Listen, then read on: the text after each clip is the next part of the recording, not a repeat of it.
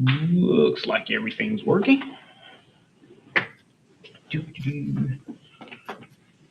Okay, so today we're going to start on section 8.3, which covers separable equations.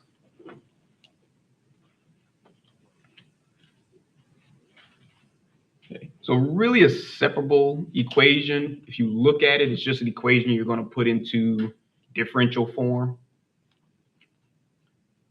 or that you can put in differential form. So a separable equation is a first order differential equation.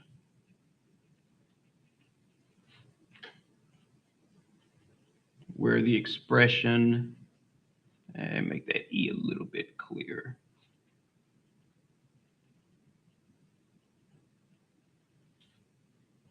For your dy dx can be factored as a function of x.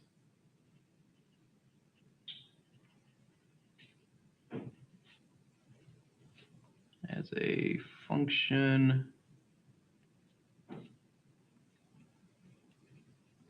of x times a function of y.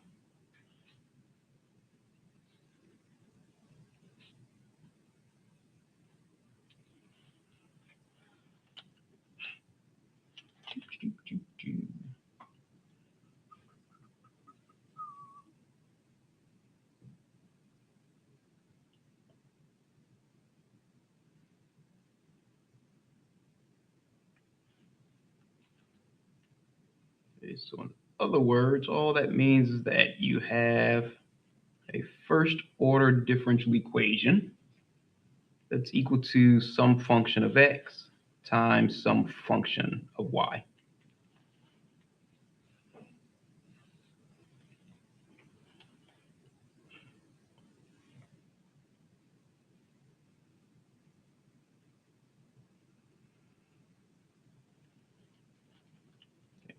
So all you're going to do is separate your functions of y on one side and your functions of x on the other,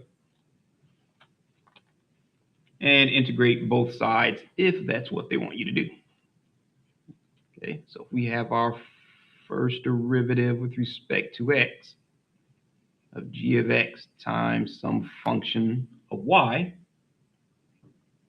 if we take this in differential form, then we know that dy is equal to g of x times f of y with respect to x.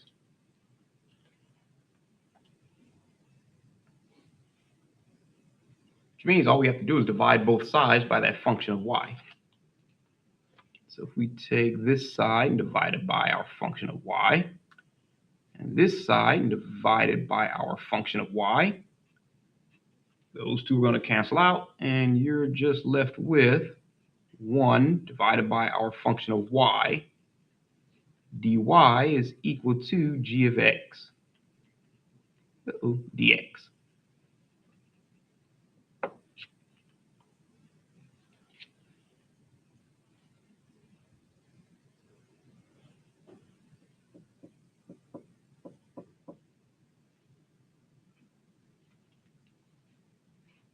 Okay, and just for the sake of appearances, let's make our 1 divided by our function of y just equal some function of y we'll call h of y.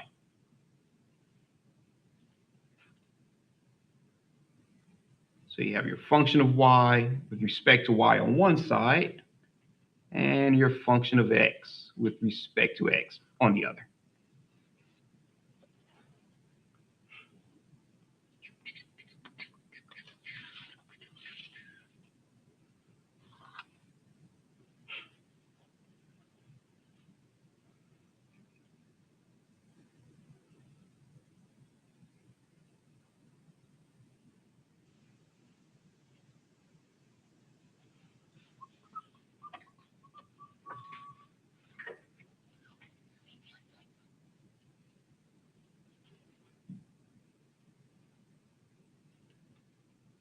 All right, anyone still writing? Okay. So let's say, for example, we just want to rewrite the differential equation. And for this one, you don't have to worry about solving. Some of them are just ones where they want you to rewrite. Say y prime times sine of pi squared times y divided by 4 is equal to e to the power of x. And you want to rewrite it as an equation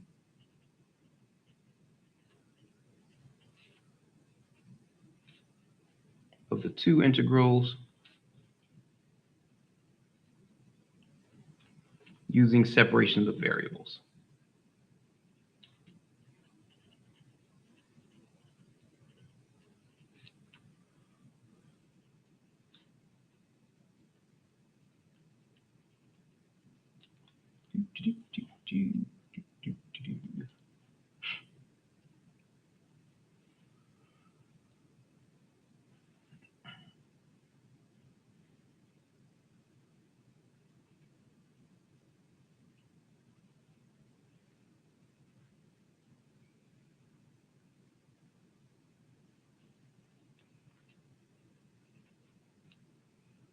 Okay, so if we have our y prime times sine of pi squared times y divided by 4 is equal to e to the power of x, we can just replace that y prime with dy dx.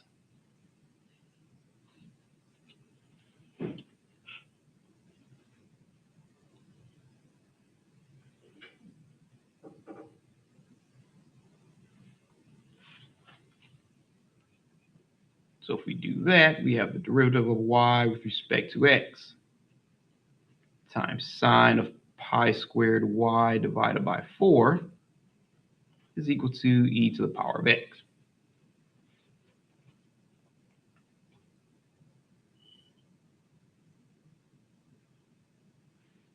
Okay. So if we put it in differential form, we can just factor that sine of pi squared y over 4 out to the front.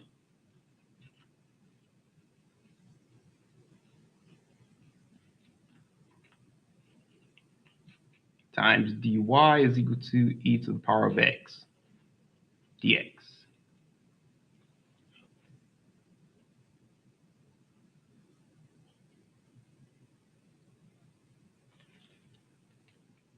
Okay. So now we want to write this as an equation of two integrals. We just integrate both sides. So pi squared y over 4 with respect to y is equal to the integral of e to the power of x with respect to x.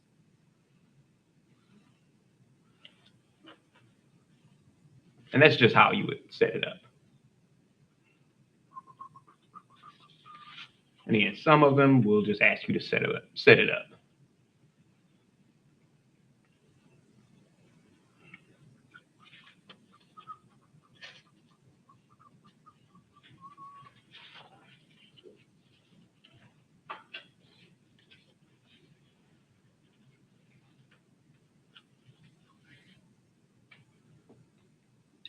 Okay, anyone's still writing? Oh, okay. Right.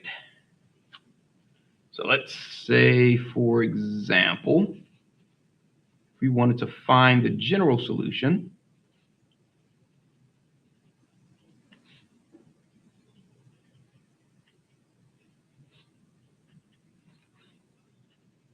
for the differential equation,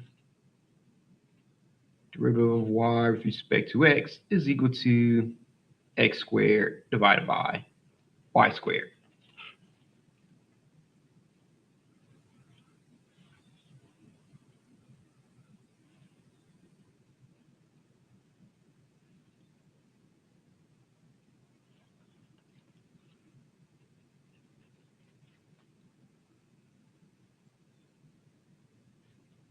Okay, so let me just rewrite it.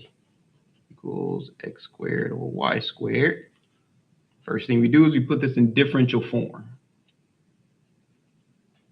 So your dy is equal to x squared over y squared with respect to x.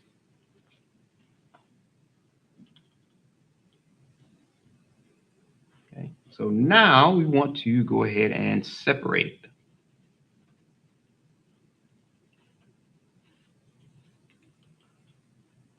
Which means we want to get rid of that y squared, so we multiply both sides by y squared. So we have y squared with respect to y is equal to x squared with respect to x. Oh, forgot the first step here.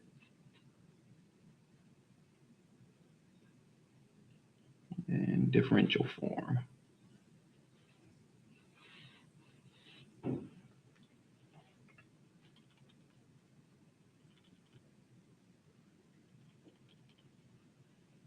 So now we just go ahead and integrate both sides, which you can do that in this step, but I'm just going to write it as another step.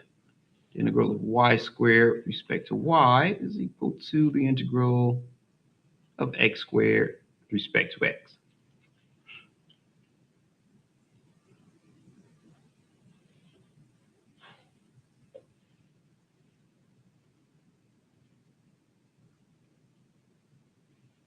Okay, so we know the integral of y squared is y to the third power over 3. So we say 1/3 y to the third power plus some constant we'll call c sub 1. Is equal to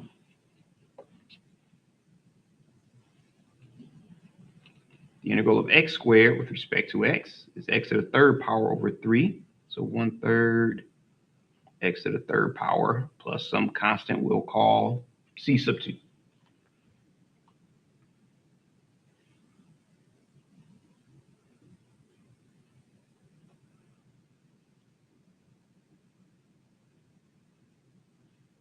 And honestly, the c sub 1 and c sub 2, you can skip it. I'm just kind of going through the step anyway. But you'll see towards the end, you could just put plus c and that'll be just fine.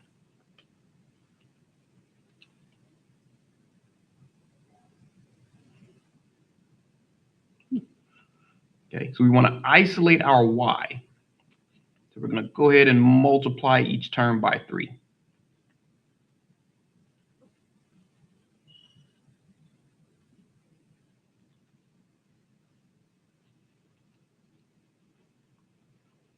Okay, so if we multiply this term by 3, the 1/3 times 3 becomes 1. So we just have y to the third power plus 3 times c sub 1 is equal to, again, the 3 and the 1/3 cancel each other out. So you just have x to the third power plus 3 times our constant c sub 2.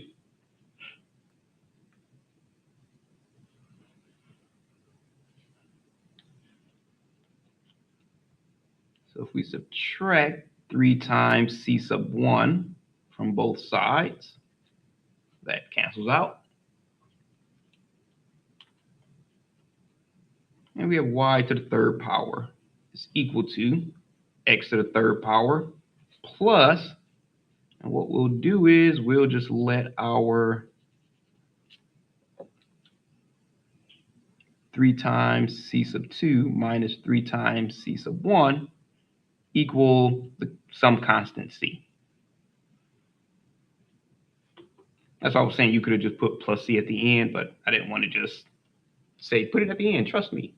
So kind of showed you why you could just put c at the end. Okay. So now we take the cube root of both sides. Cube root of y to the third power is equal to the cube root of x to the third power plus c.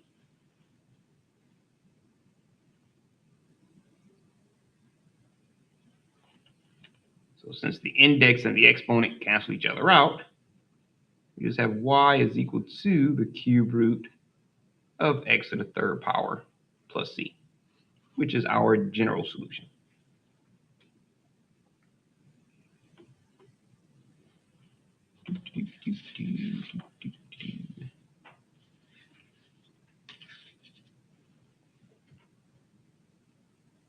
right, any questions on that one?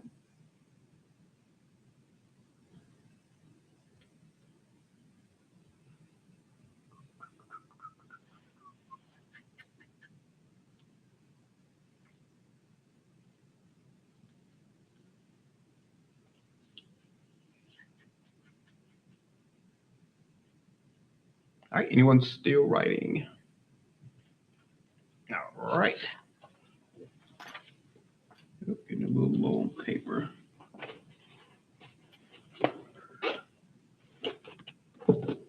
Grab some just in case.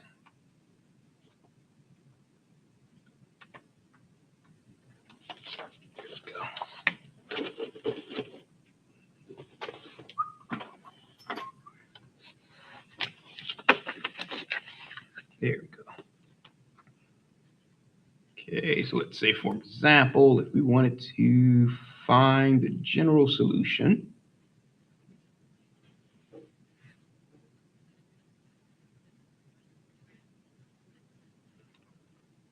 for the differential equation, say y prime is equal to 3 minus 3x squared divided by 5y to the fourth power plus 3.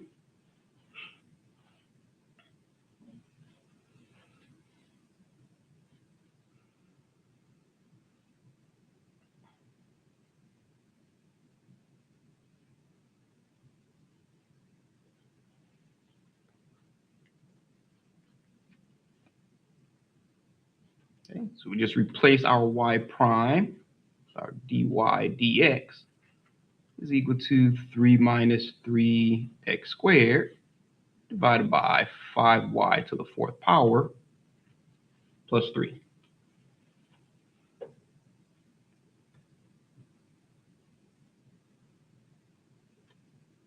So if we put it in differential form, that's just dy is equal to 3 minus 3x squared divided by 5y to the fourth power plus 3 with respect to x.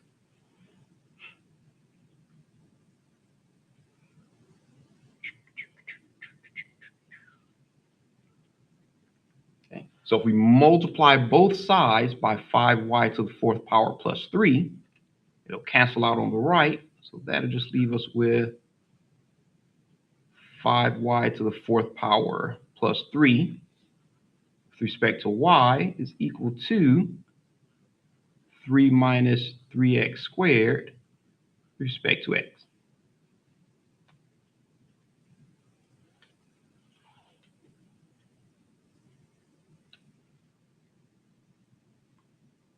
And instead of writing a whole new step, I just usually say, can integrate both sides.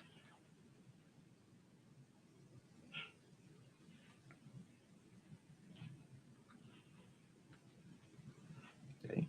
So the integral of 5y to the fourth power is 5 times y to the fifth power over 5, plus the integral of 3 is just 3y,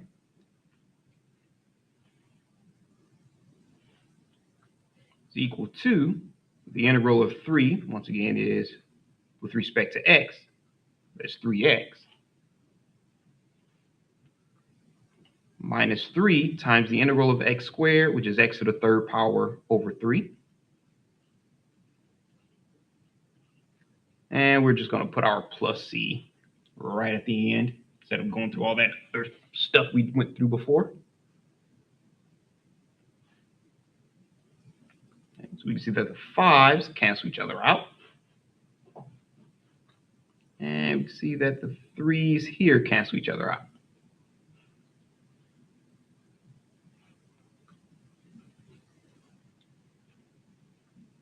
So we have y to the fifth power plus 3y is equal to 3x minus x to the third power plus c.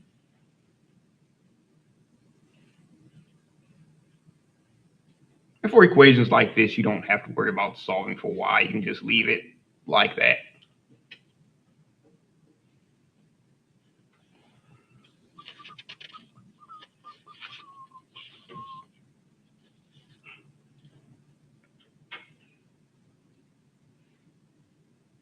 Any questions on that one?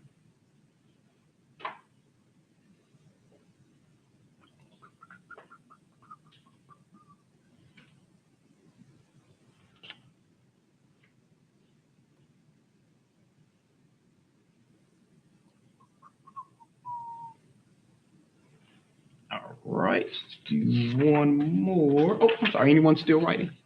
Forgot to ask. All right. So let's say, for example, if we wanted to solve for the particular solution.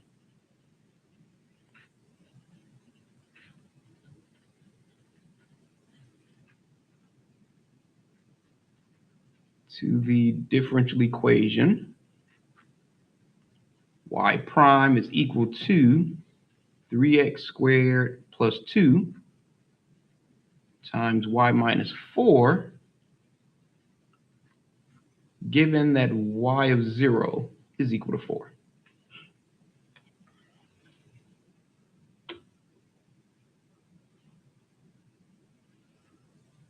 Okay, and remember, the particular solution is just very, very similar to your initial value problems in Calc 1.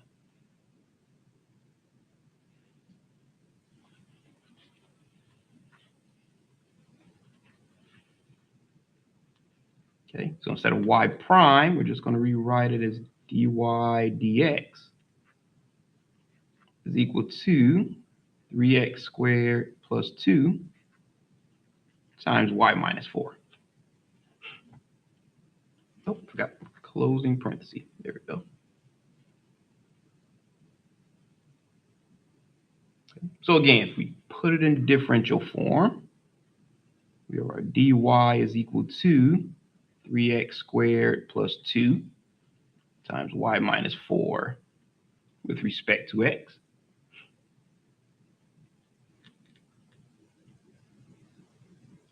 Now, if we divide both sides by y minus 4, we have dy divided by y minus 4 is equal to 3x squared plus 2 with respect to x.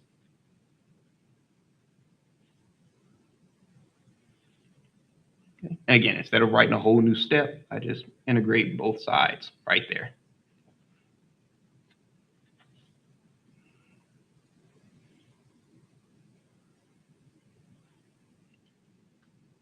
Okay, so we know that if we let u equal y minus 4, the derivative of u with respect to y would just be dy.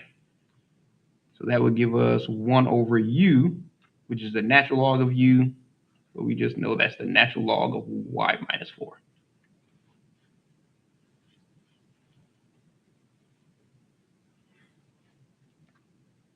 It's equal to the integral of x to the third power, jumping ahead, of 3 times x squared is x to the third power over 3. So 3 times x to the third power over 3. Plus the integral of 2 with respect to x is 2x. So it's plus 2x plus, and we'll only say c number 1 here because it's going to kind of change a little bit, but like I say, you can always put plus c.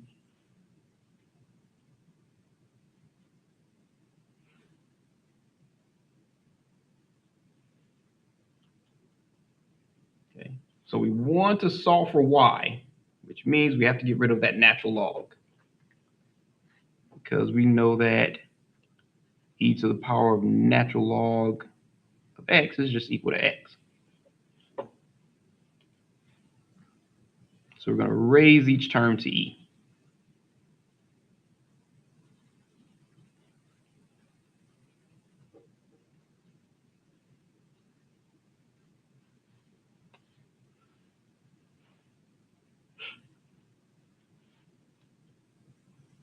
I mean each side, I didn't say each term, I meant each side.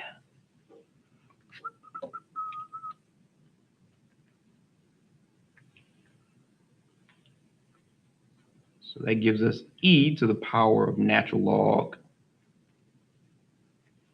y minus 4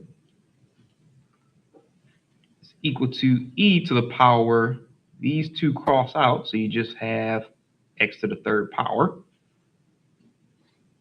Let me make that 3 a little clearer, just to be on the safe side.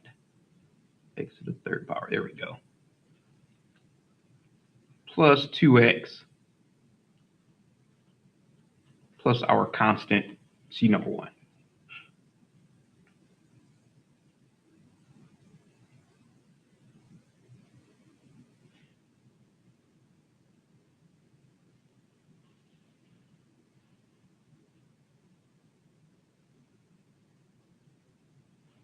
Okay, so we know that we have x to the power of m plus n, that's just equal to x to the power of m times x to the power of n.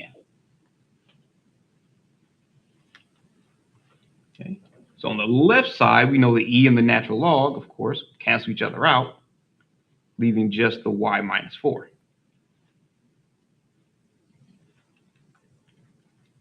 And that's equal to, since we're adding all of our exponents, we know that this side, we can simplify it to e to the power of x to the third power times e to the power of 2x times e to the power of our constant that we call c number 1.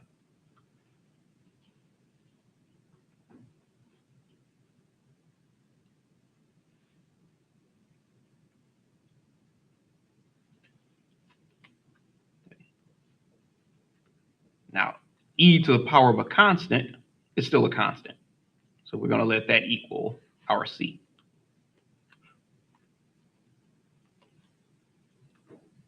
So we know that y minus 4 is equal to c times e to the power of x to the third power times e to the power of 2x.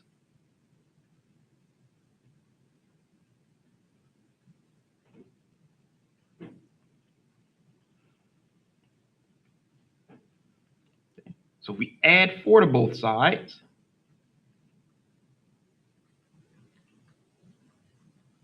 that gives us y is equal to, because those two cancel out, our constant. And we can go ahead and combine those back. So we can just say times e to the power of x to the third power plus 2x.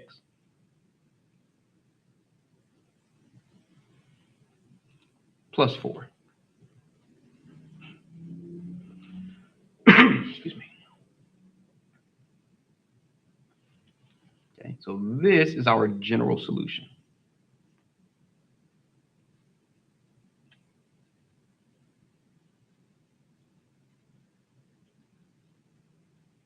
Oops.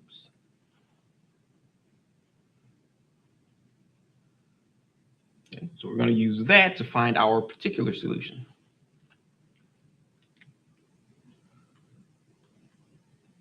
So we know that given that y of 0 is equal to 4, we can rewrite this as just y of x.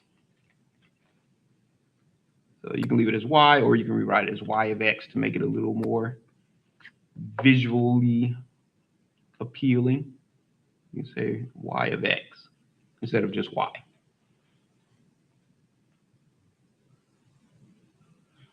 So if y of 0 is equal to 4, that means that y of 0 would equal c times e to the power of 0 to the third power plus 2 times 0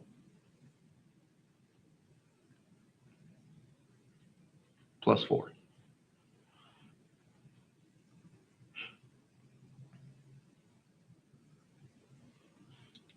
Okay, so e to the power of 0 plus 0 is just e to the power of 0, which is 1. So if we look just at this part of it, we have 1 times c, which is just c. And that's c plus 4. We know that, where is it? Is equal to 4. So this has to be equal to 4. So c plus 4 is equal to 4.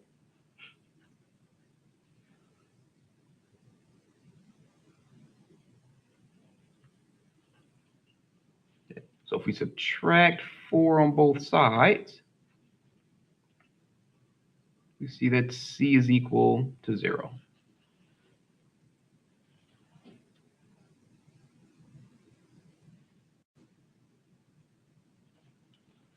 So if we plug that into our general solution, we have y of x is equal to 0 times e to the power of x to the third power plus 2x plus 4. So you can leave it like that, or you can just say that y of x is equal to 4.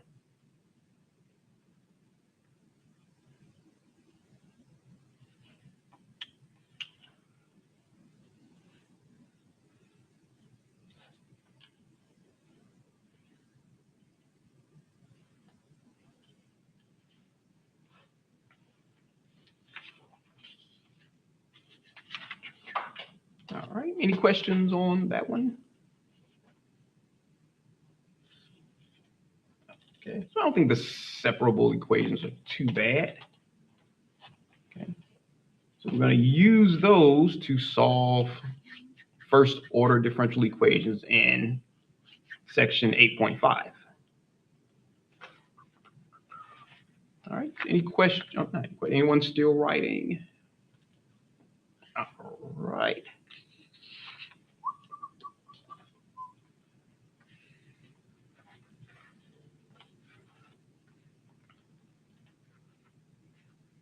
Okay. So section 8.5, we're going to look at first order or solving first order linear differential equations.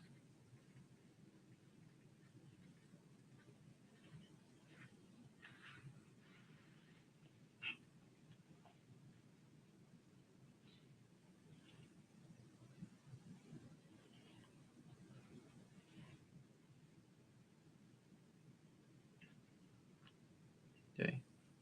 Now a first order differential equation will always have the form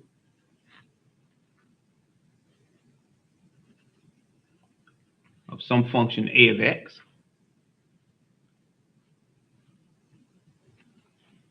times dy dx, or they might have y prime, same thing, plus some function b of x times y is equal to some function we'll call c of x. Or again, like I say, you might see it as a of x times y prime plus b of x. Okay, separate that a little bit better.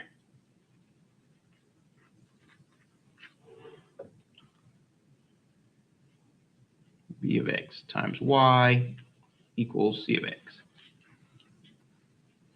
They're both the same thing, just different notation.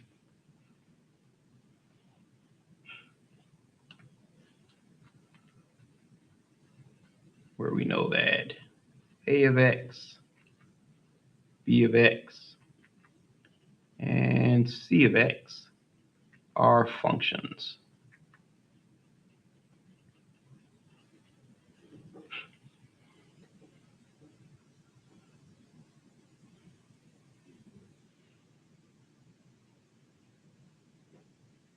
So remember, your functions can also be a constant. So a of x could be 4. So it doesn't have to necessarily be a complete variable function.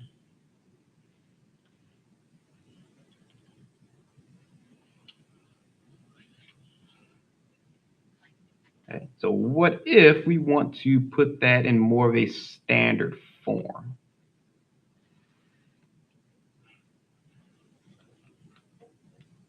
So if we take our a of x times y prime plus b of x times y equals c of x, what if we divide each term by a of x, whatever this function is?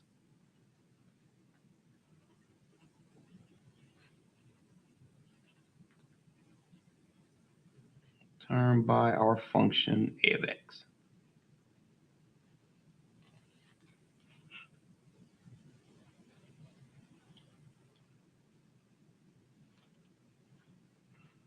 Okay, so we can divide this term by this function a of x, this term by a of x, and this term by a of x. I really didn't need this first parenthesis.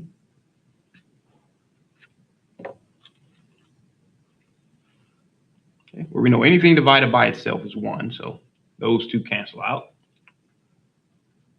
So we just have y prime plus function of x divided by a function of x is just a function of x. So we'll call this p of x times y.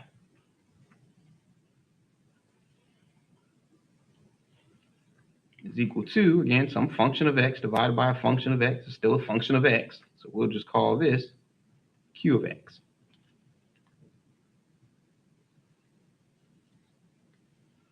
And this is your standard form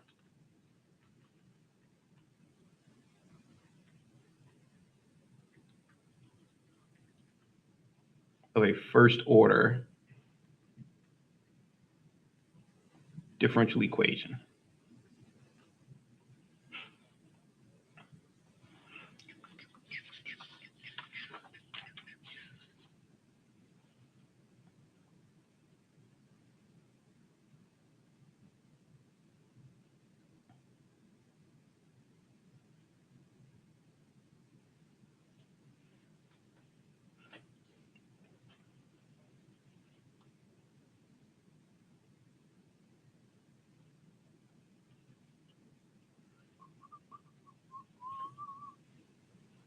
All right, anyone still writing? Looks like everyone's done.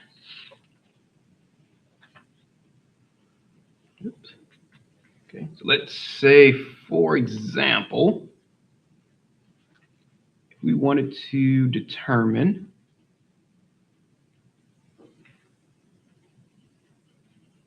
if the differential equation is linear or not. Okay, let's say if you have 10x to the third power times y prime plus negative 7x squared plus 6y times y is equal to 8x plus 6.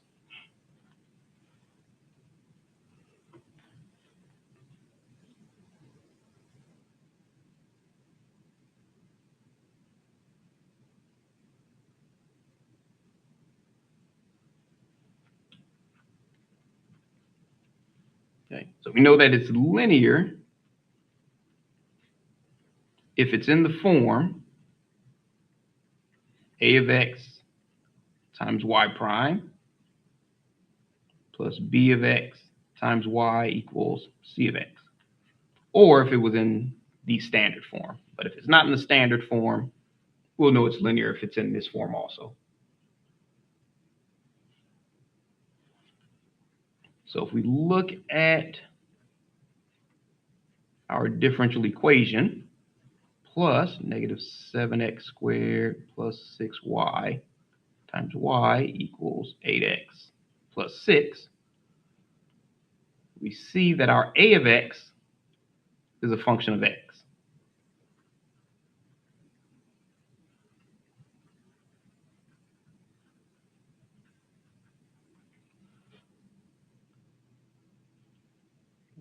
But if we look at our b of x, we see it's not a function of x. It's a function of x and y. So we know negative 7x squared plus 6y is not a function of x.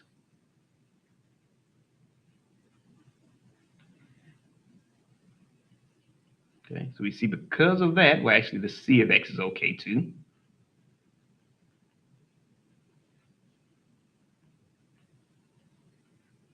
So we see that this is a function of x. So because of this b of x, we see it's not a function of x, or it's not linear. Okay, so we see that this is not linear.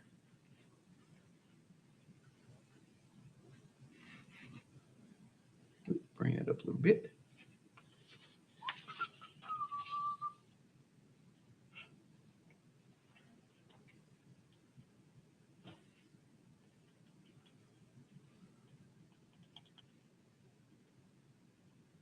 All right, any questions on that one? No, okay.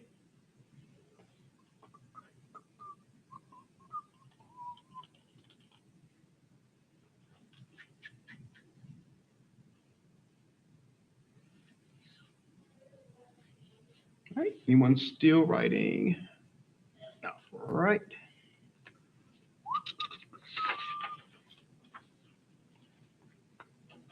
Okay, so what if we wanted to find out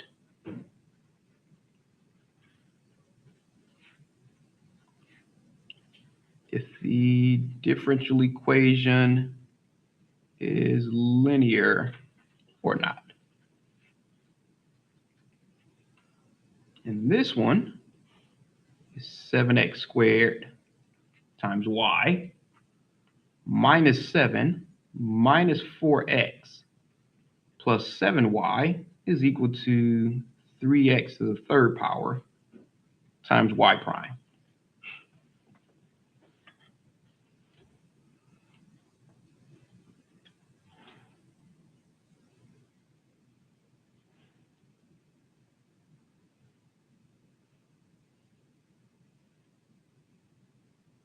Okay, so we want to put that in linear form.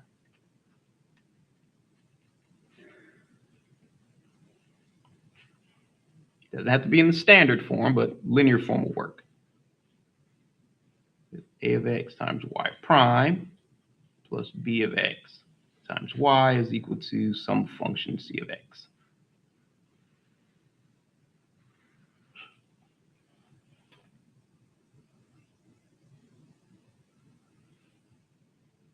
Okay, so just to match it up, I'm just going to flip the whole thing around and have 3x to the third power times y prime is equal to 7x squared times y minus 7 minus 4x plus 7y. Same thing, just move this side to the other side and this side to the right.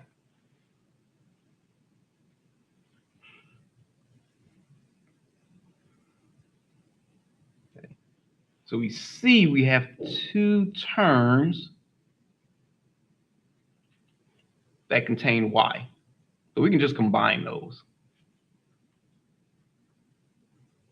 So 3x to the third power times y prime is equal to, we have 7x squared plus 7, and we can factor out the y.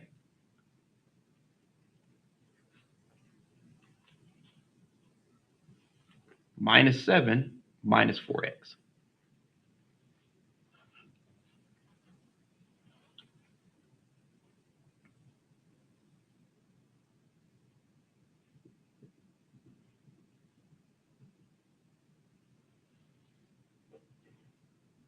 Okay, so we know for it to be linear, we have to move everything containing a y or y prime over to the left side.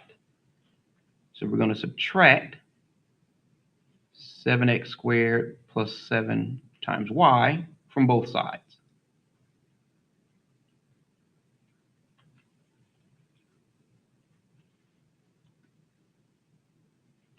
We know on this side, those two will cancel out.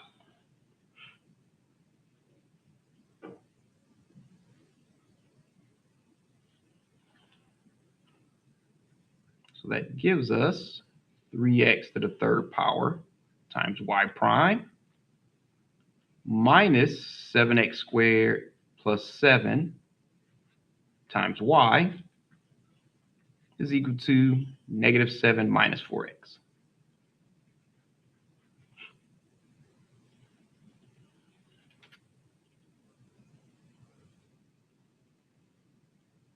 So it's almost there.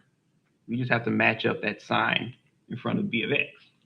So we have to distribute that -1.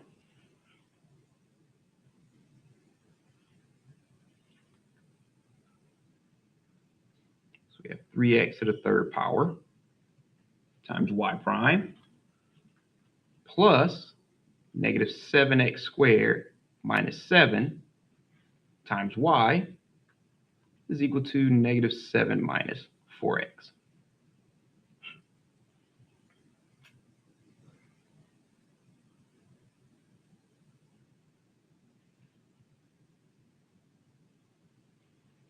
Okay, so if we look at each term, you see that we have a function of x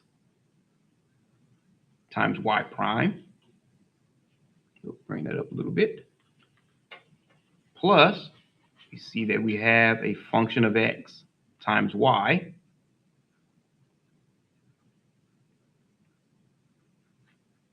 is equal to a function of x.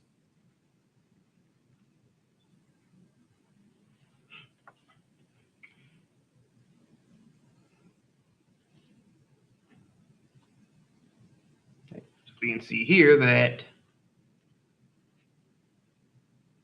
7x squared y minus 7 minus 4x plus 7y equals 3x to the third power times y prime is linear.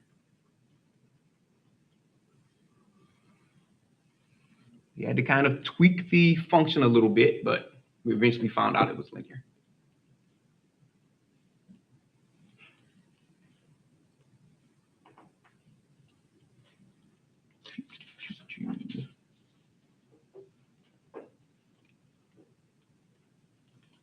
Right. Any questions on that one?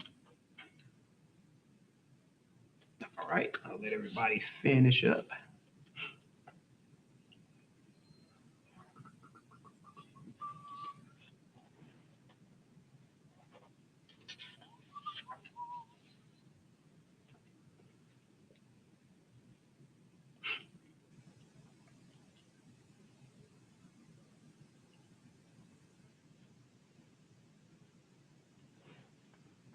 All right, anyone still writing? Nope, looks like everyone's done.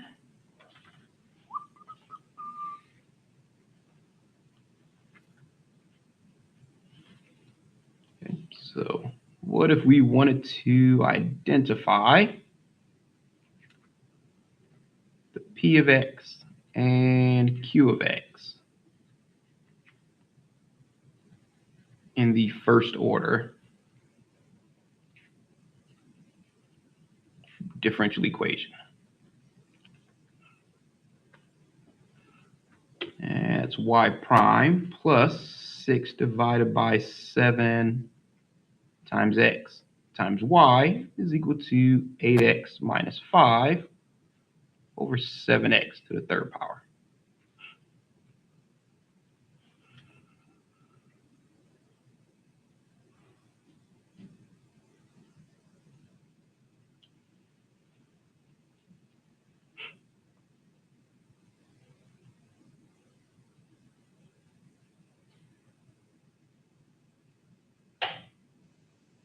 So whenever you start seeing p of x and q of x, you know they're talking about the standard form.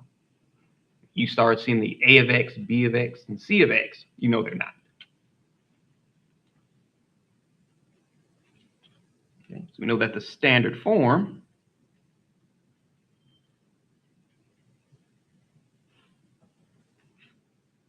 is y prime plus p of x times y is equal to q of x.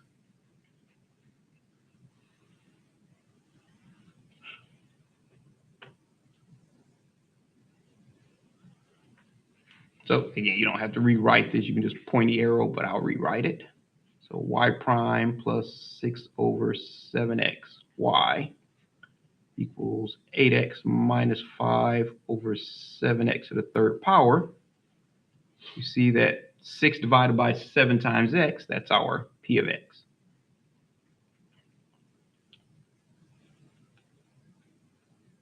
we see that 8x minus 5 divided by 7x to the third power is our q of x.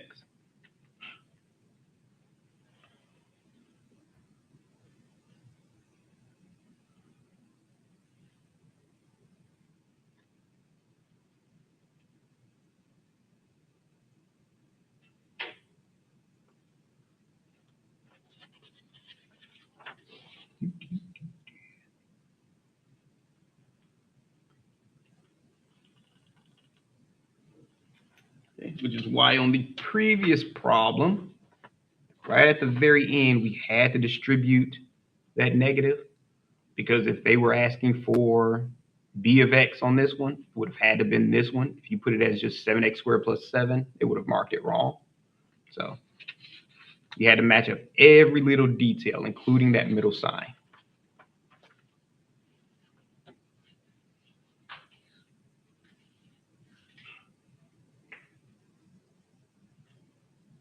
All right, anyone still writing? All right.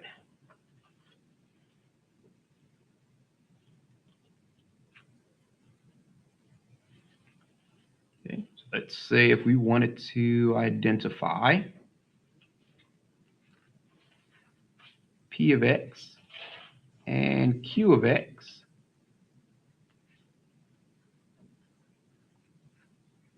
in the first order linear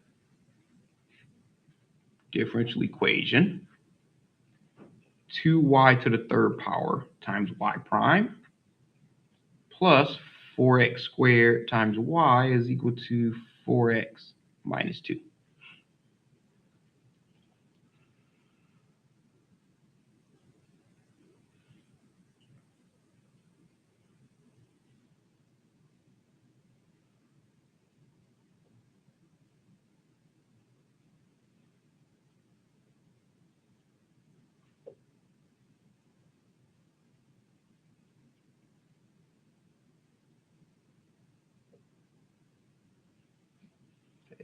So again, whenever you see that p of x and q of x, you know they're talking about the standard form.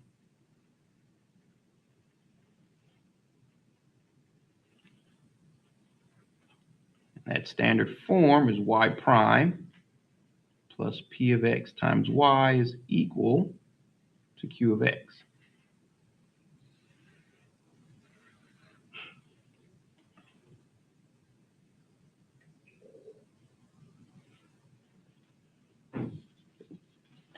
So if you notice, let me go back to the previous page. Here we go.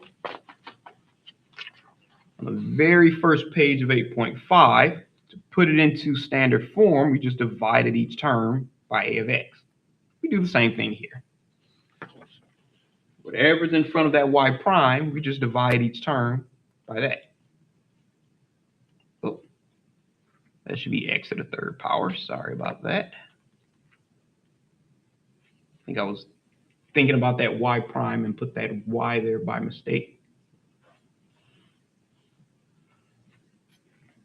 So that means we take our 2x to the third power times y prime plus 4x squared times y is equal to 4x minus 2. And we just divide each term by that 2x to the third power.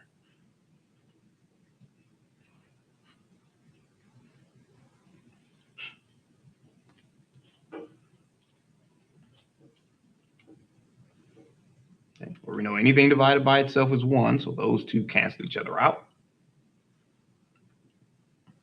So we have our y prime plus, we have 4x squared divided by 2x to the third power.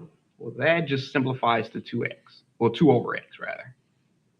So 4x squared divided by 2x to the third is just 2 over x. So we can replace this with 2 over x.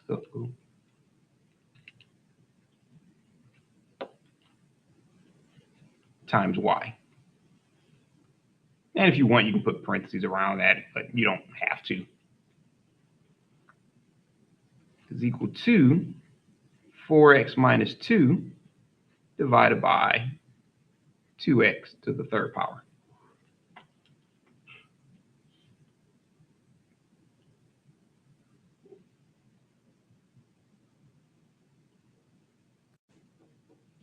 Okay. Now they might accept this as your q of x. They should, but if they want it in simplest form, we'd have to do that.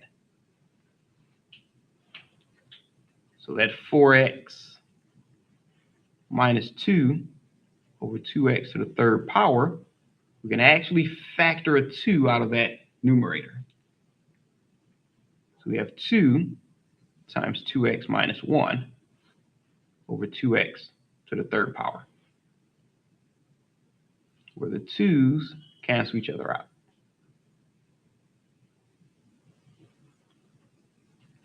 So we have 2x minus 1 over x to the third power. So again, they might accept this as your q of x, but if they don't, then you'll know somewhere it might have to be reduced to simplest terms. So we have y prime plus 2 over x times y is equal to 2x minus 1 over x to the third power. So we see here we have our p of x, and we have our q of x.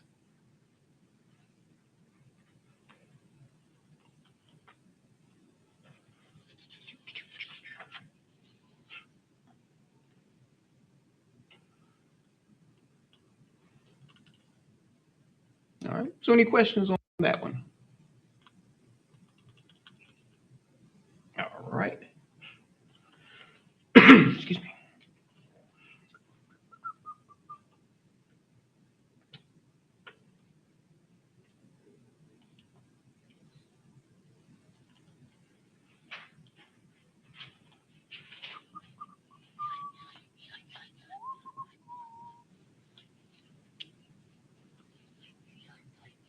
All right, anyone still writing?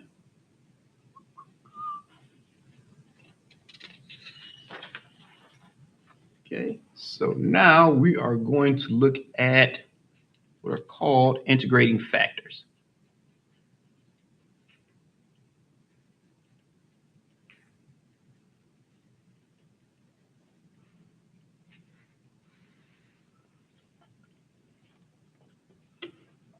Okay, an integrating factor is how you would solve a linear differential equation that's written in standard form, or a linear first order differential equation written in standard form.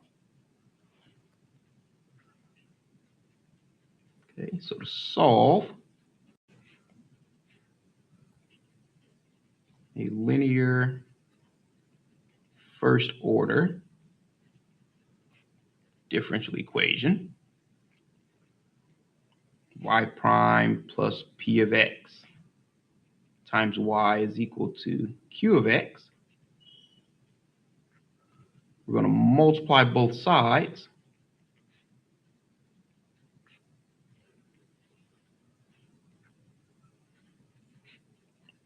By what is known as the integrating factor.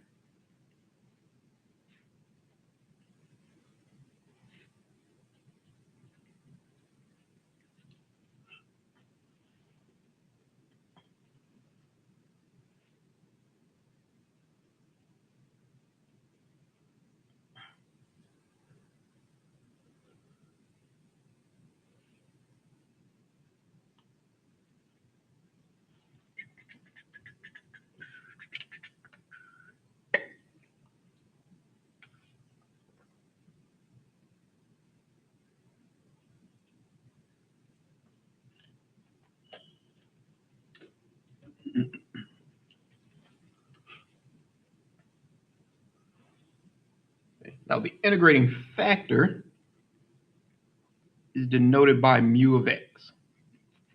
That is your mu. And that's equal to e to the power of the integral of p of x with respect to x. This is your integrating factor.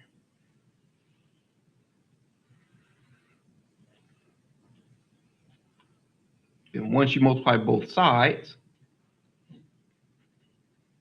then you're going to integrate both sides.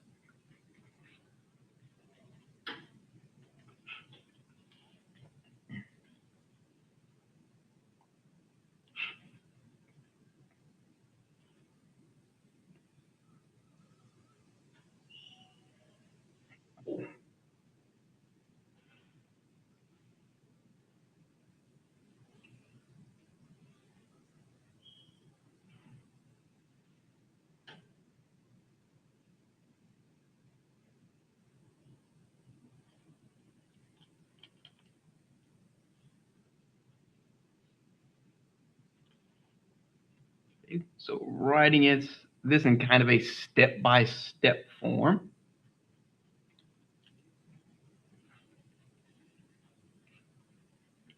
Steps to solving a first order linear differential equation. First thing you want to do is you want to put it into standard form, which is why we kind of spent a couple of minutes on the standard form.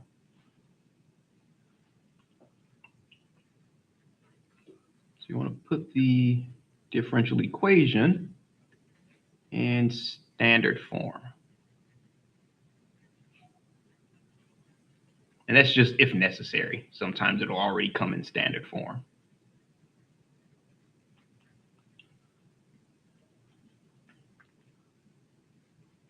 And that's the y prime plus p of x times y equals q of x.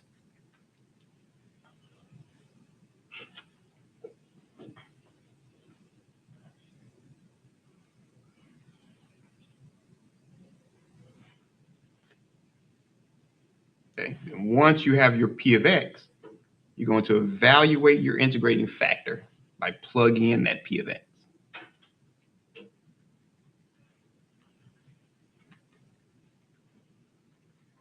So you're going to evaluate the integrating factor.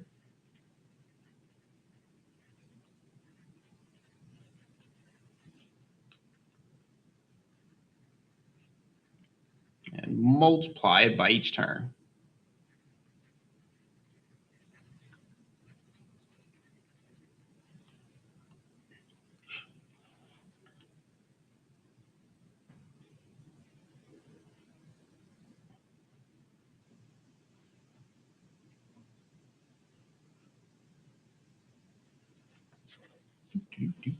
Then we're going to integrate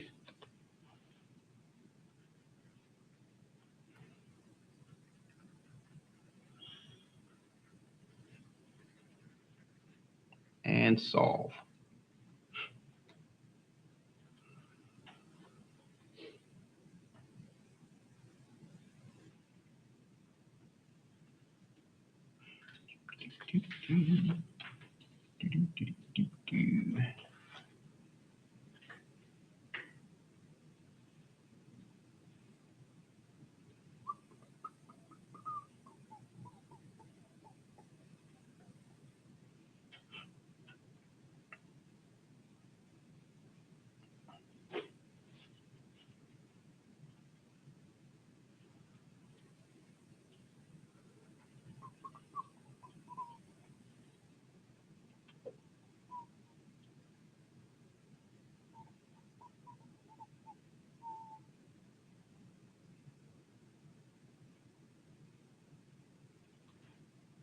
All right, anyone still writing? All right.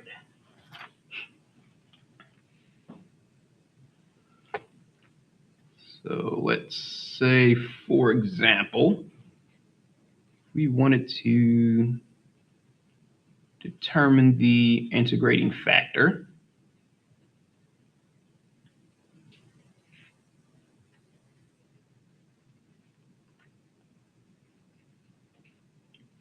for the first order linear differential equation. Say y prime plus 4x plus 5 times y is equal to 1 minus 4x squared times x squared.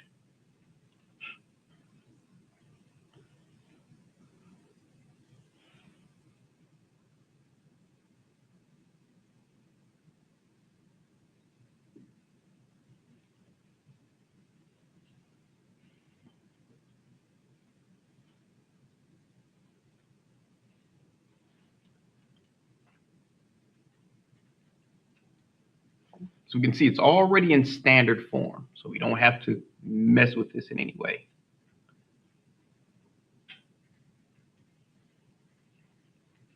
So it's already in standard form. So that means for y prime plus 4x plus 5 times y equals 1 minus 4x squared times x squared. Clean up that 2 a little bit. This is our p of x.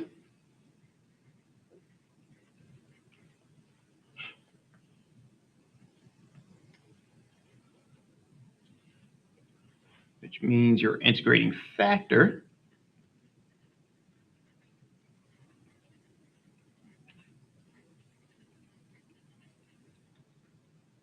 is mu of x is equal to e to the power of the integral of p of x with respect to x.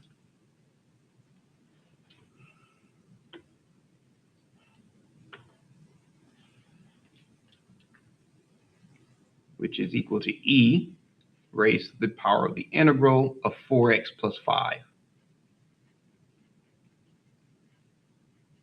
with respect to x.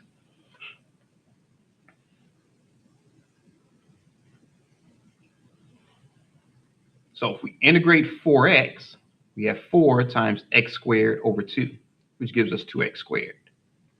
That's e to the power of 2x squared plus the integral of 5 is 5x, so that's just plus 5x.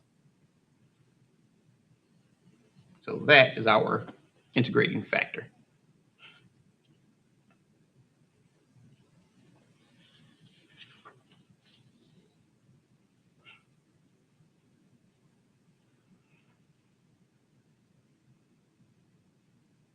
All right, any questions on that one? All right.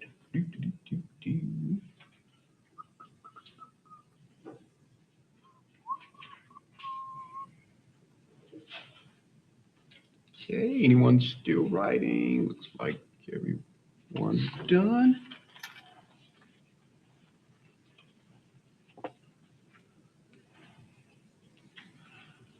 So what if we wanted to determine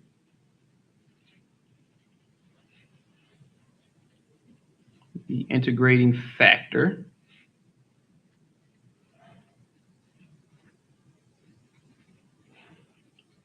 for the first order linear differential equation, negative 5x times y prime minus 10x y times sine of 4x is equal to negative 10x times secant squared of 3x.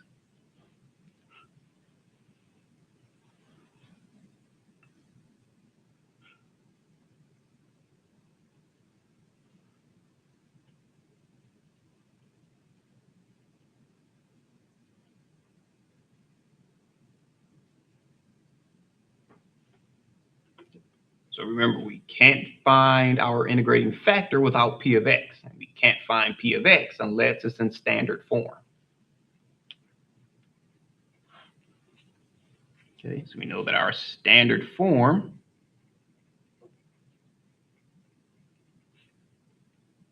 is y prime plus p of x times y equals q of x.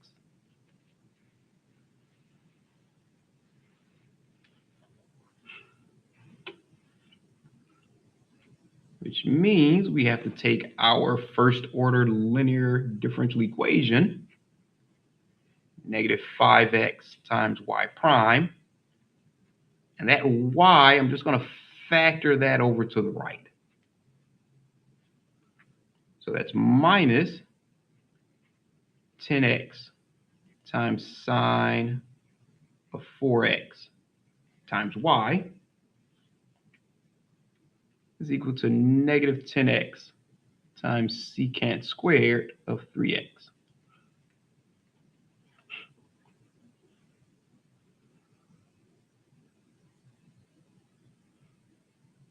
And we're just going to divide each term by that negative 5x.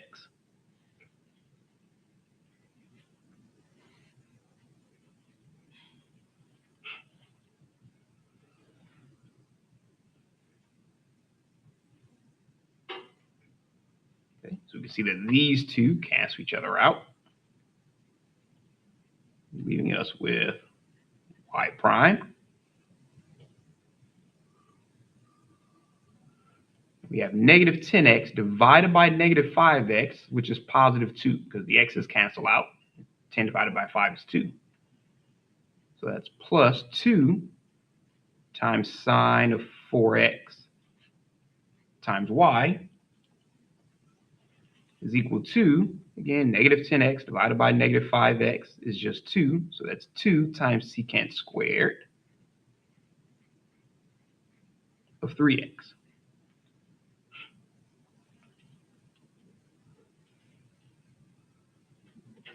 So we have it in standard form, which means that this is our p of x.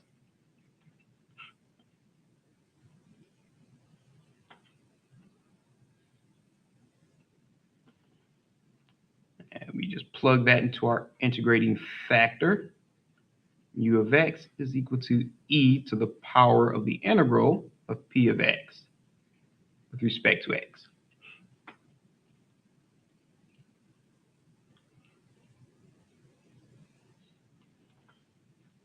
Which means we have e to the power of 2. We can just factor the 2 right on out to the front, times the integral of sine of 4x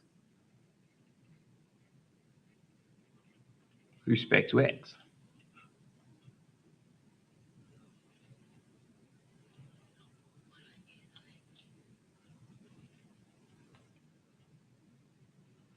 Okay, well, the integral of sine of 4x, we'll solve that right over here on the side.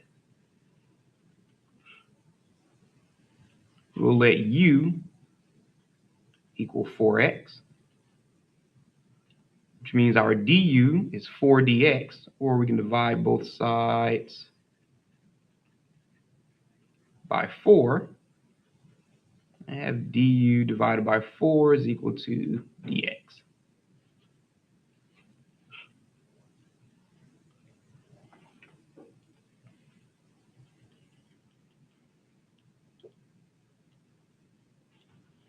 Okay, so this gives us, leave a little bit of space there, the integral of sine of u with respect to du over 4, we'll just factor out that 1 over 4, sine of u du. So the integral of sine is negative cosine. So that's 1 over 4 times negative cosine of u. So if we simplify that, we just replace our u with 4x, factor that negative 1 out. That's negative 1/4 cosine. Well, we can put the plus c, even though we don't really need it. Cosine of 4u, I mean, not 4u, 4x plus c.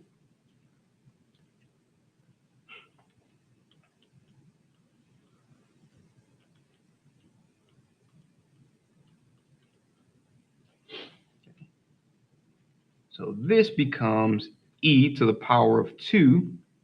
And we can go ahead and put all of that together, because this integral is just negative 1/4 times cosine of 4x And we can put the plus c, but e to the power of c is just going to be a constant. So we're going to leave that off just for now. So really that would just be a constant times your integrating factor. That's why we're leaving off the plus c. So if we go ahead and multiply these two, that gives us e to the power of -2/4, which is just -1/2,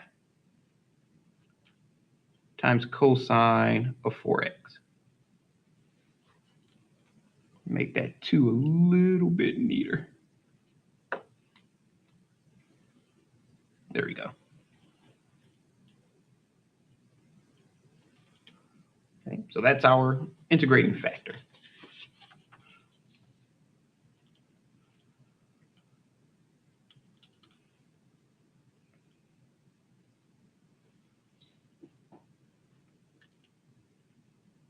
Okay, so far we've taken like step by step by step by step. We've learned the standard form, we've learned the integrating factor. Now we're going to just put it all together and solve it. Okay, so we're just taking all of those steps and just bringing them together. All right, anyone writing? All right.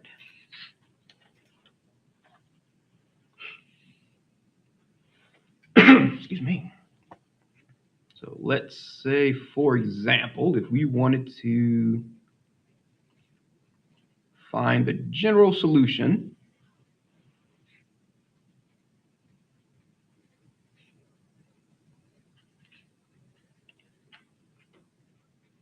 to the first order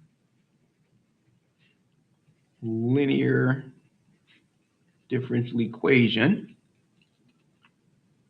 y prime plus 4/x times y is equal to -2x minus 2.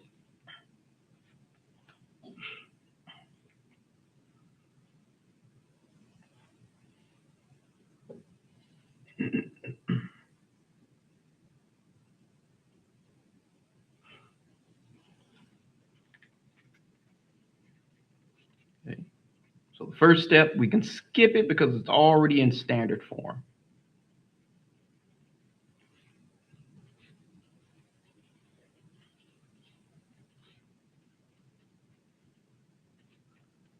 And that's y prime plus p of x times y is equal to q of x.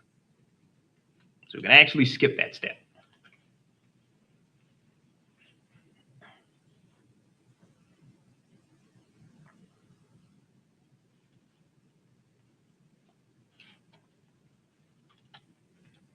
Okay. Remember, your second step, you calculate the integrating factor and multiply.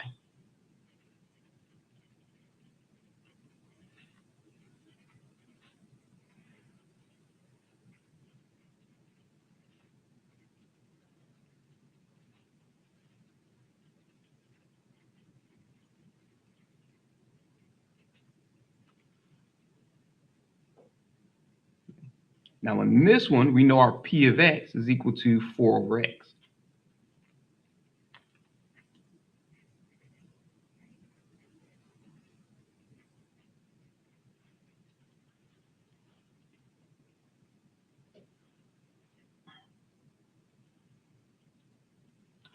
So our integrating factor, mu of x, is equal to e to the power of the integral of p of x with respect to x.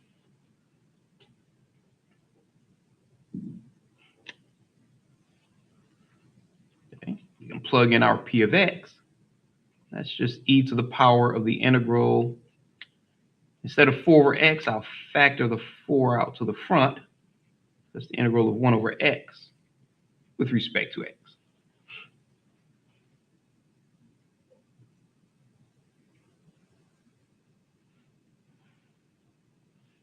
So we know that the integral of 1/x is x to the fourth, natural log of x. That's e to the power of 4 times the natural log of x. And make that L a little clearer.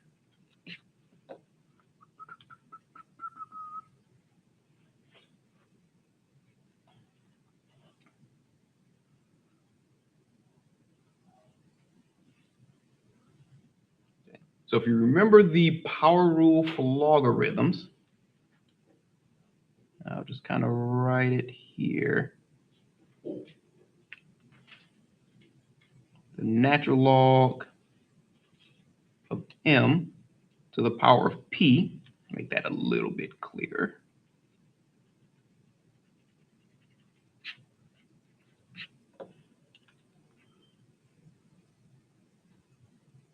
is equal to, you get that exponent, bring it down to the front, p times the natural log of your argument m.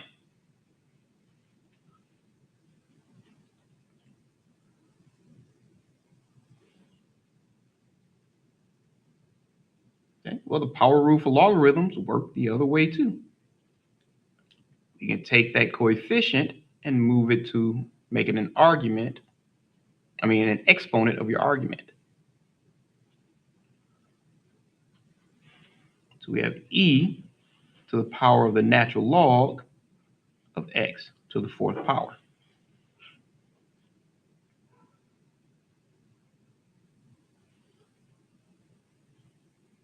Okay, so e to the natural log of x to the fourth power is just x to the fourth power. You can say the absolute value of x to the fourth power. But since we're dealing with real numbers and any number raised to an even exponent is going to be positive, that's just x to the fourth power. Okay, so we know that our mu of x is just x to the fourth power.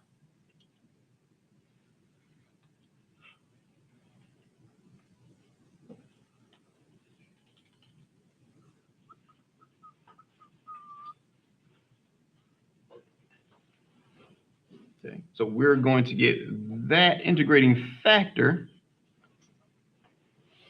and multiply each term by that value or by that function.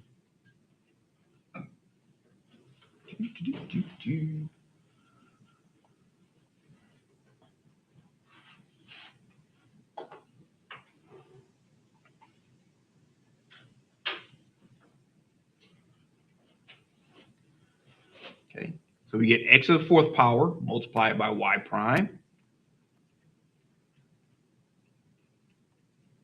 plus x to the fourth power, multiply that by 4 over x times y, and that's equal to x to the fourth power times negative 2x minus 2.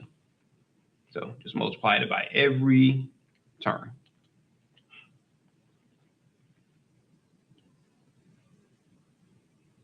You could have done these separately if you wanted to. You don't really have to. We're more concerned to make sure that on the left side, those are done separately. But on the right side, if you want to do that as a whole, you can.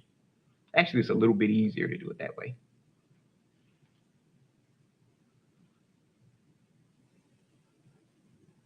Okay, so if we simplify this, we have x to the fourth power times y prime, and move that prime a little closer. There we go. Plus, one of these x's will cancel out, so we're left with x to the third power. So we have 4 times x to the third power times y is equal to x to the fourth power, and we can go ahead and distribute that just to keep things simple. So we have negative 2x to the fifth power minus 2x to the fourth power.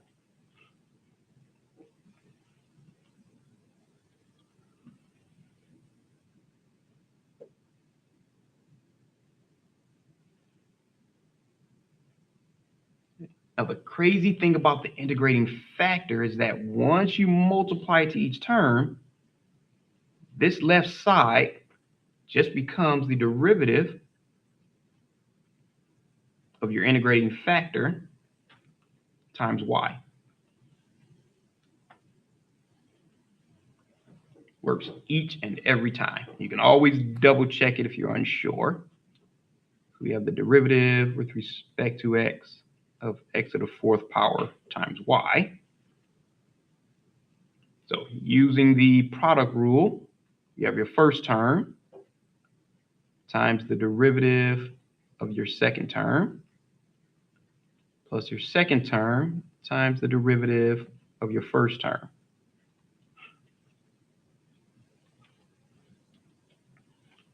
Okay, so that gives us x to the fourth power times dy dx, or just y prime, plus 4x to the third power times y.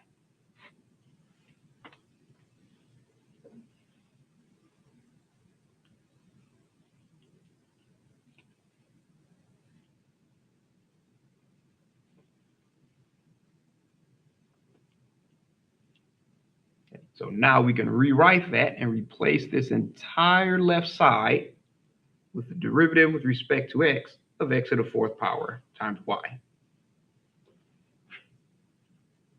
So the derivative with respect to x, leave a little bit of room in front of this one, of x to the fourth power times y is equal to negative 2x to the fifth power minus 2x to the fourth power.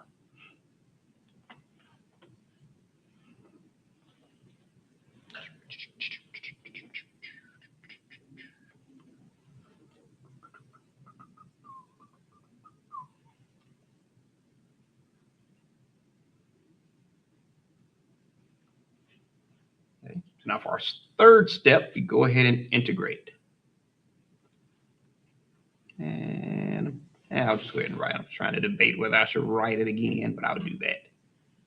So we integrate derivative with respect to x of x to the fourth power times y is equal to the integral of negative 2x to the fifth power minus 2x to the fourth power with respect to x. And we'll go ahead and finish or continue on the next page.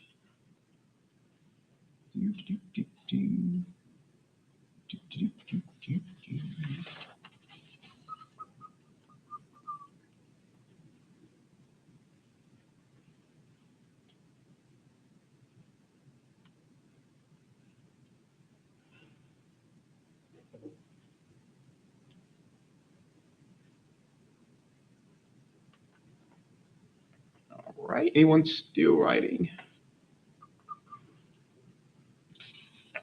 Okay.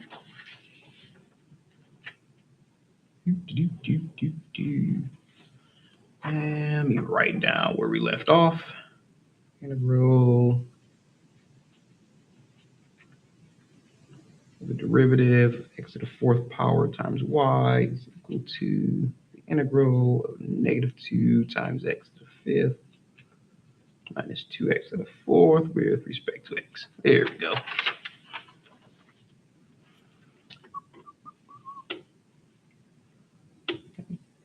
So we know the integral and the derivative cancel each other out, leaving just the function, where in this case the function is x to the fourth power times y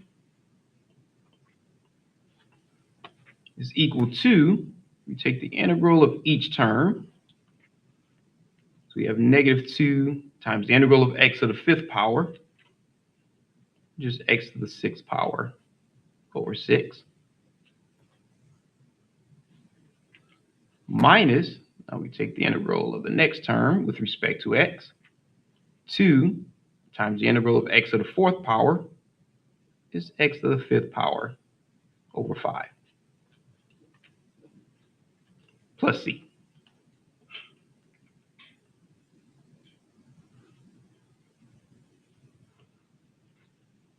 So that leaves us with x to the fourth power times y is equal to negative 2 divided by 6 gives us negative 1/3. So negative 1/3 x to the sixth power.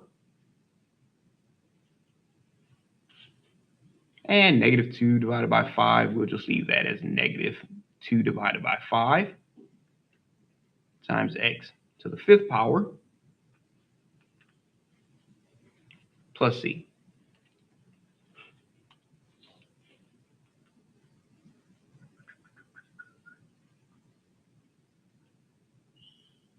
Okay, so the very last step, we're going to divide by our integrating factor, which in this case is x to the fourth power.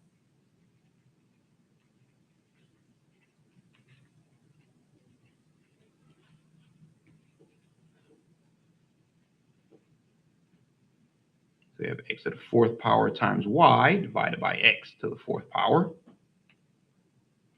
is equal to negative 1/3 times x to the sixth power divided by x to the fourth power minus 2/5 times x to the fifth power divided by x to the fourth power plus our constant c divided by x to the fourth power. So when they say each term, they mean each term.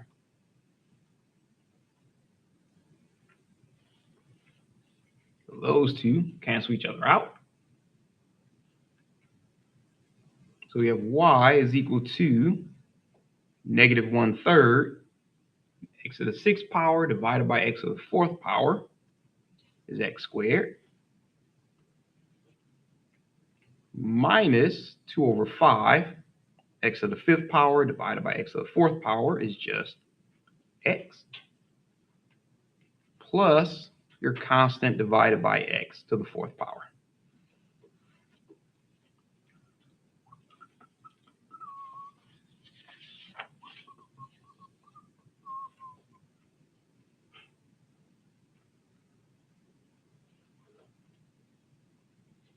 All right. Any questions on that one? So kind of everything we've done since the start of class kind of led us all up to this. The only part that we kind of added was when we had to solve it. And just remember, every single time, if you do it correctly, the left side should just equal to the derivative of your integrating factor times y.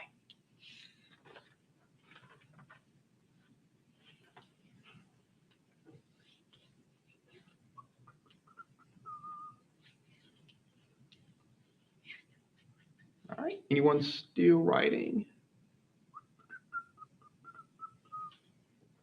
Okay. So let's say, for example, we want to find the general solution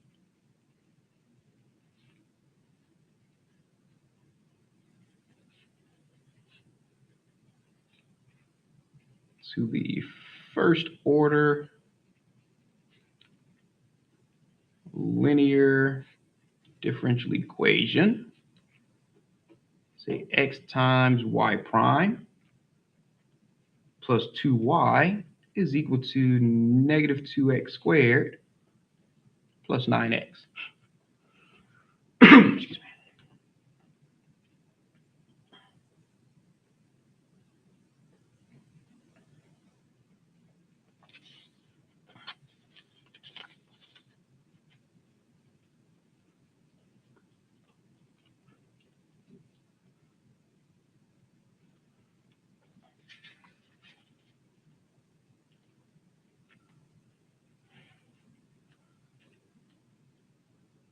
Okay, so first thing we have to do, remember, is put it into standard form.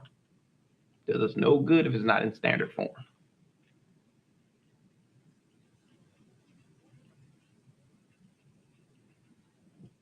Which means we take our x times y prime plus 2y is equal to negative 2x squared plus 9x. We divide each one of them by x. Whatever the coefficient function is for your y prime, that's what you're going to divide it by.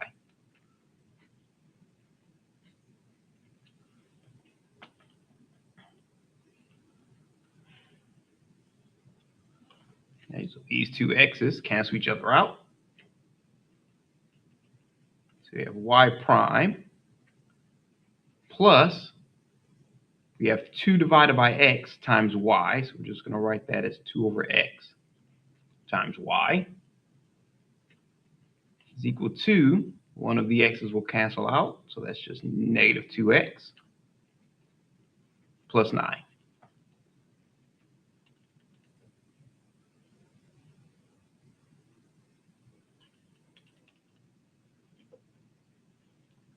we can see right here that our p of x is equal to 2 over x.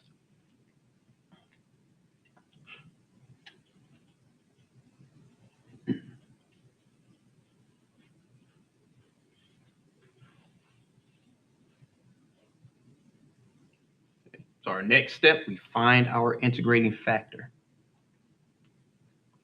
So that's e to the power of the integral of p of x with respect to x.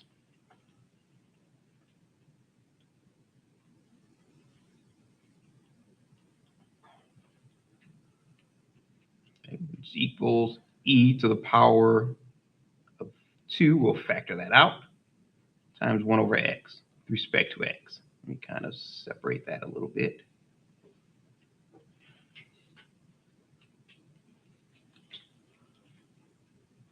Okay, so again, we know the integral of 1 over x is natural log of x.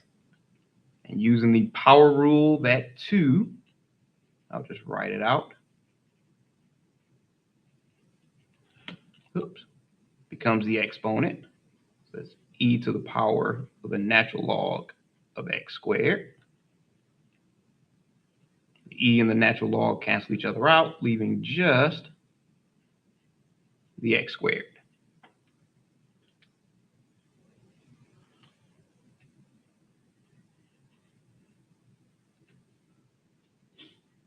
Okay, so that's your integrating factor, mu of x. And we're going to multiply each term.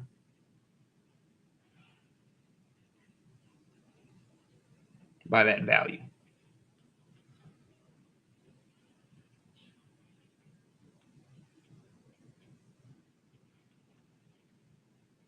So we have x squared. Remember, we're multiplying it by the standard form. So that's x squared times y prime.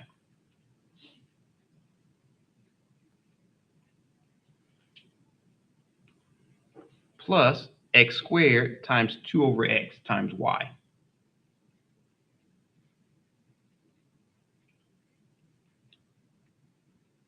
Is equal to x squared times negative 2x plus 9.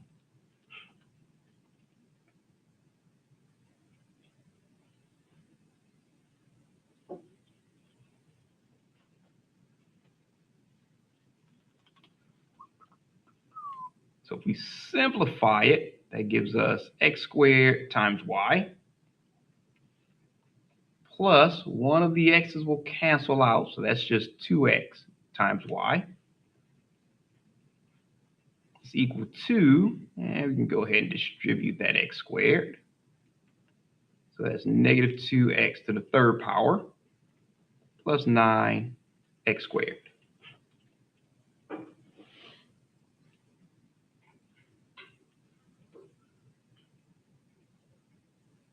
Okay. And again, if you did everything correctly, this left side should equal the derivative of your integrating factor and y. And again, you can always go on the side and double check it just to make sure. So if you take the derivative of x squared times y, using the product rule, the first function times the derivative of the second function plus the second function times the derivative of the first function. So we have 2x times y plus x squared times y. You can always double check it if you're not positive that it equals.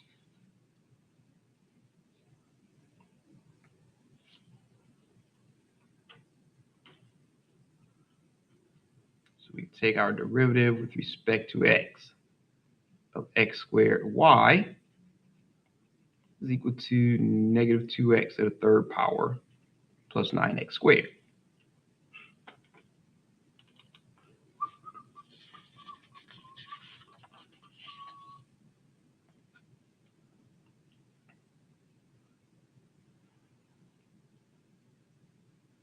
Then from there, we just integrate each term. And again, you can rewrite it and integrate it, or you can just kind of put that you integrate each term.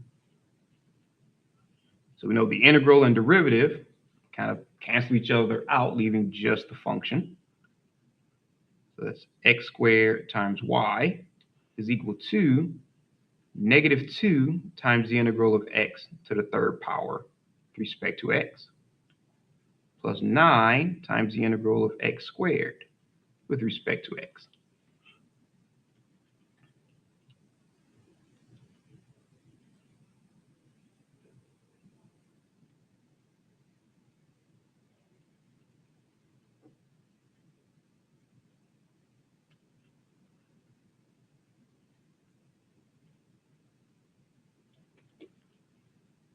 So that gives us x squared times y is equal to -2 times the integral of x to the third power is x to the fourth power over 4, plus 9 times the integral of x squared, which is x to the third power over 3, plus c.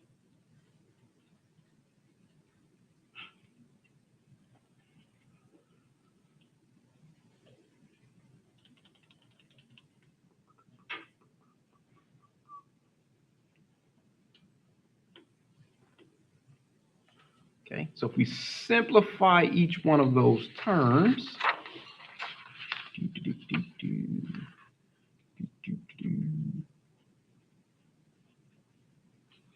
that gives us x squared times y is equal to 2 times x to the fourth power of 4. Well, the 2 and the 4 cancel each other out, so that's just -1/2 times x to the fourth power.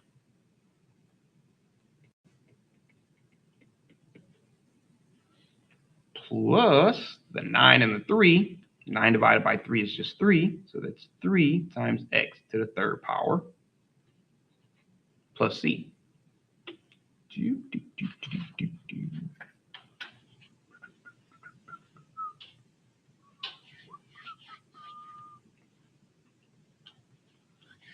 Okay, so now all we have to do is solve for y, which means we just have to divide each term by that integrating factor.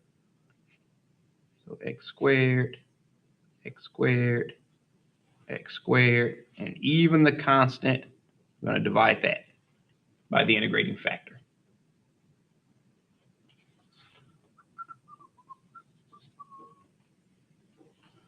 So of course, anything divided by itself is 1, so those two cancel out.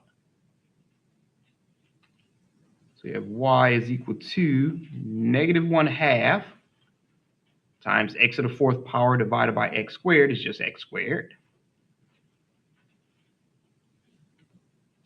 plus 3 times x to the third power divided by x squared is just x, plus our constant divided by x squared.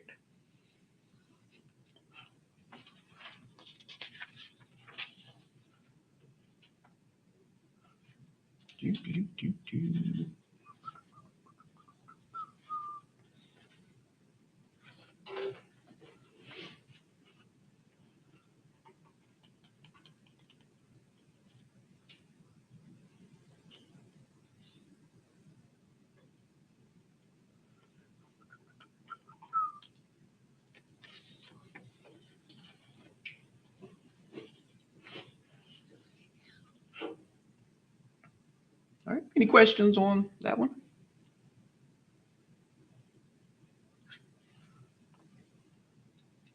All right, anyone still writing?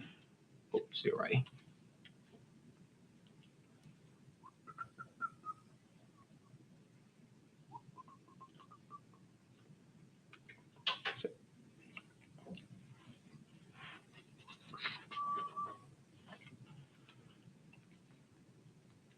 So let's say, for example, if we wanted to solve the first order linear differential equation, let's say this time we have y prime plus 2 times cosine of x times y is equal to -6 times cosine of x.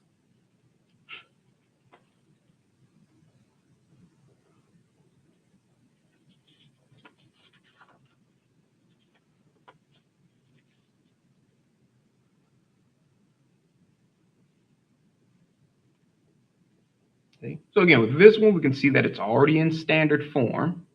So we don't have to put it in standard form.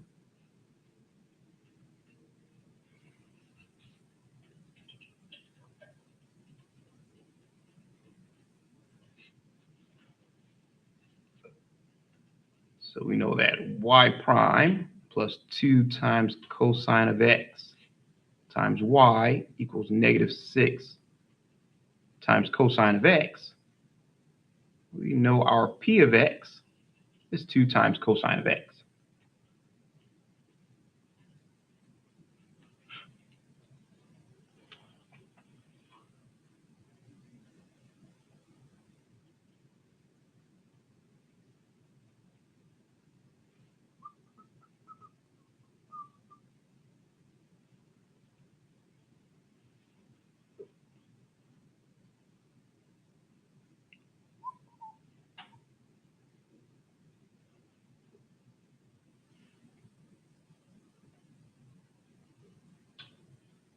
Okay. Which means for our second step, we go ahead and find our integrating factor.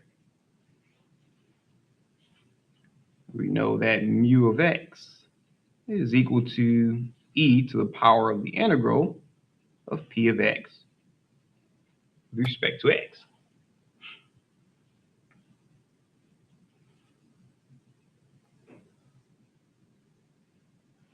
Okay. But we know p of x is just 2 times cosine of x.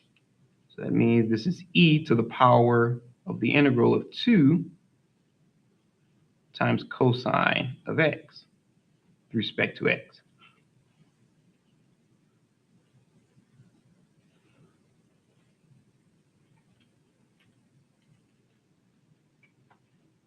Okay. Well, we know the integral of cosine is sine, so that's just e to the power of 2 times sine of x.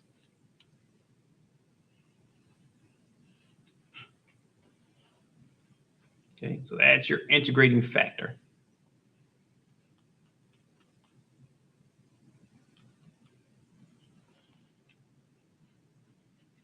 So we're going to multiply each term.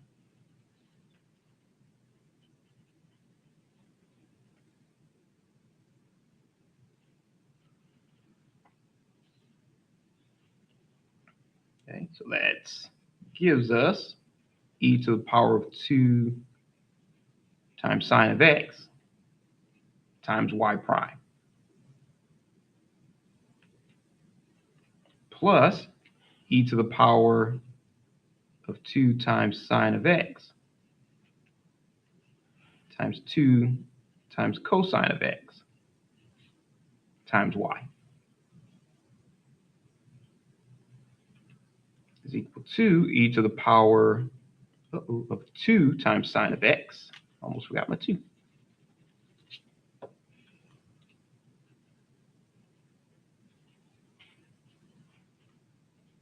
Times -6 times cosine of x.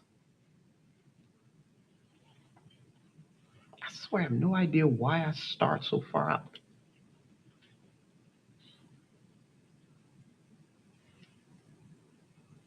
Run out of room a million times a week and I still do it just out of pure habit. Okay. So again, if you did everything correctly, the entire left side should equal the derivative with respect to x of your integrating factor, e to the power of 2 times sine of x times y.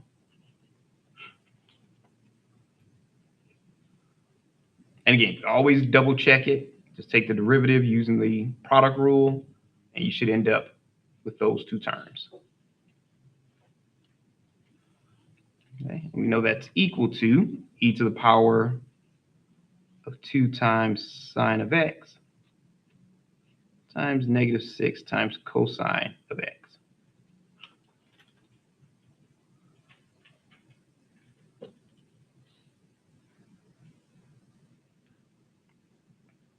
Okay. So now we just integrate both sides. So you have the integral of the derivative of e to the power of 2 times sine of x times y is equal to the integral, and if you want, you could factor out the -6, but I'll do that in the next step. E to the power of 2 times sine of x times -6 times cosine of x.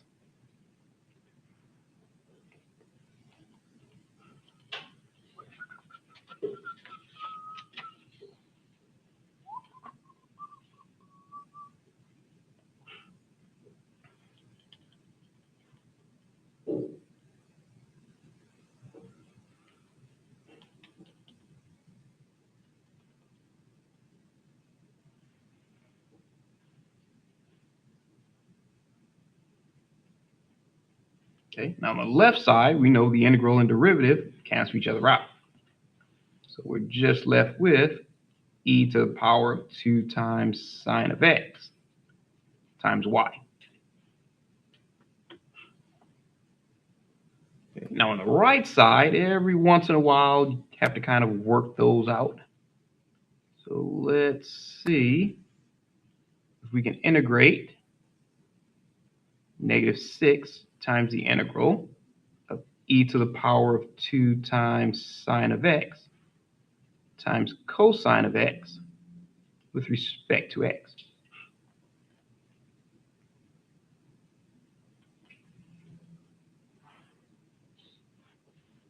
Okay. So for this one, what if we let u equal 2 times sine of x?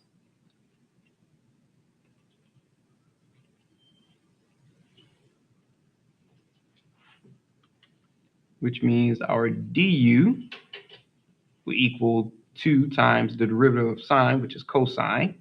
So 2 times cosine of x with respect to x.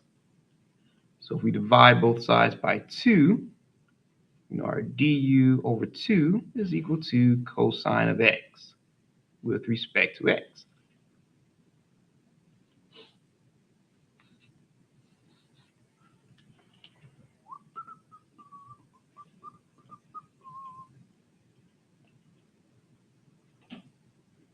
So that means that this integral will become -6 times the integral of e to the power of u, and our cosine dx becomes du over 2. So if we could factor out that 1/2, and I'll do that now instead of writing it all over again. So that's -6 times 1/2.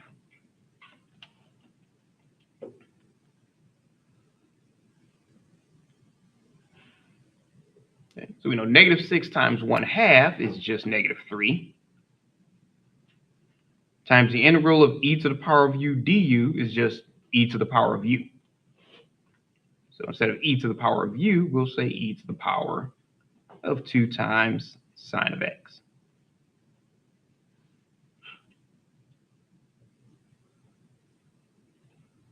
Oh, plus c.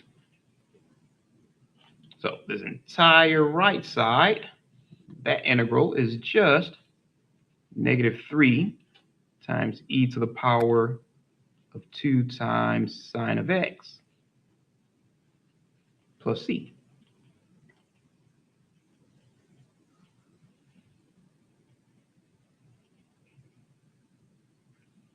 Okay. So remember, at the very end, you always have to end up dividing by your integrating factor.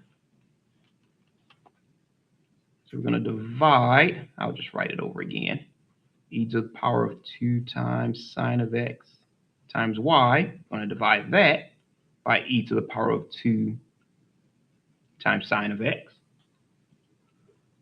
It's equal to -3 times e to the power of 2 times sine of x divided by e to the power of 2 times sine of x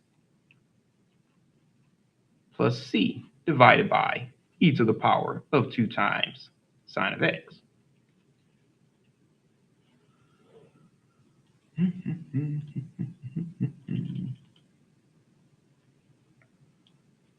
Okay. So these two cancel each other out, leaving just y is equal to, and these two cancel each other out, leaving just -3 plus c divided by e to the power of 2 times sine of x.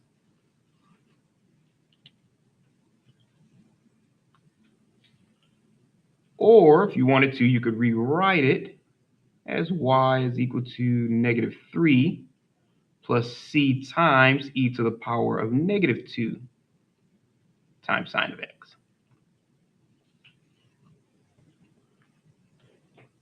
Either way works. Just a matter of preference at that point.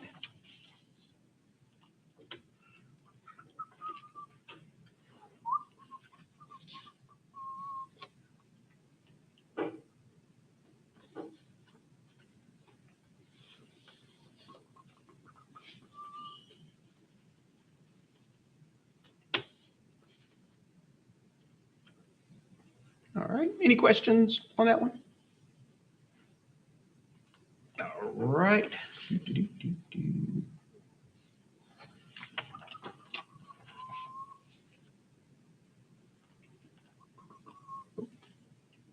Okay, anyone still writing? All right.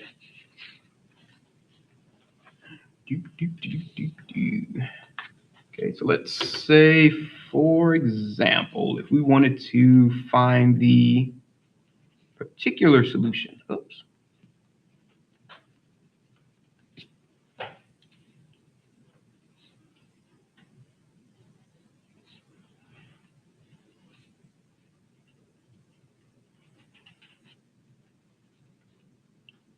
To the initial value problem.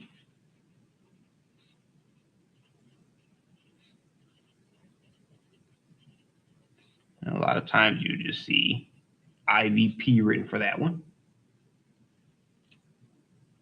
It's -5x times y prime minus 80x times secant squared of 4x times y is equal to -320 times x times secant squared of 4x. If it's given that y of 0 is equal to 5.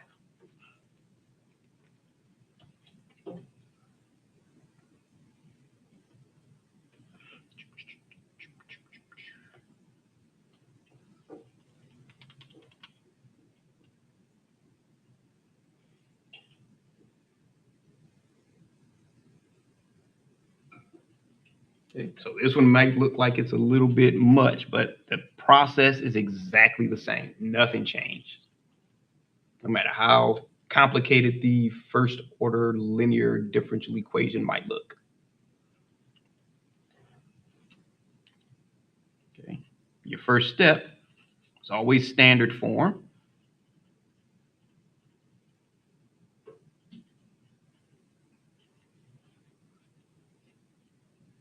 So if we take that -5x times y prime minus 80x times secant squared of 4x times y equals -320x times secant squared of 4. And I did it again starting way out there. And I know better. I just still do it.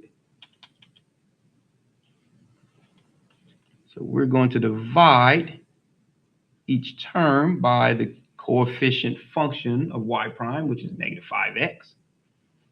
Divide this one by -5x. And divide this one by -5x.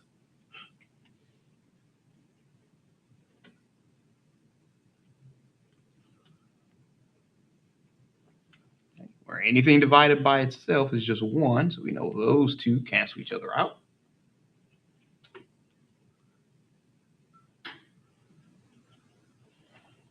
So that leaves us with just y prime.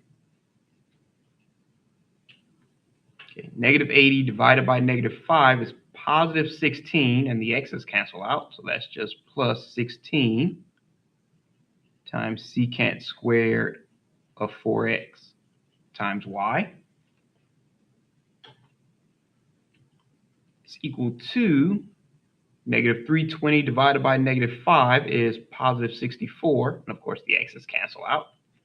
So we have 64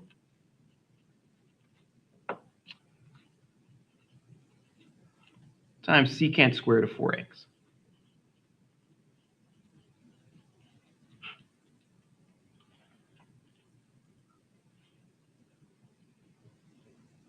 Okay. So normally, after you've put it in the standard form, the differential equation is nowhere near as intimidating.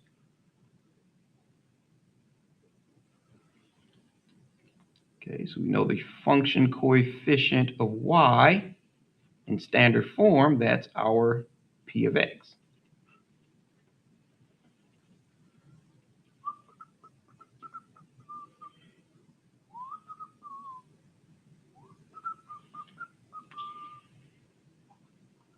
Okay, so now we have our second step. We have to find our integrating factor. So mu of x is equal to e to the power of the integral of p of x with respect to x. That's equal to e to the power of 16 times the integral of secant squared of 4x with respect to x.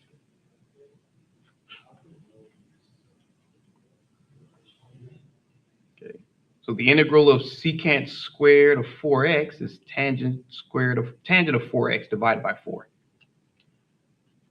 So that's e to the power of 16 times tangent of 4x divided by 4.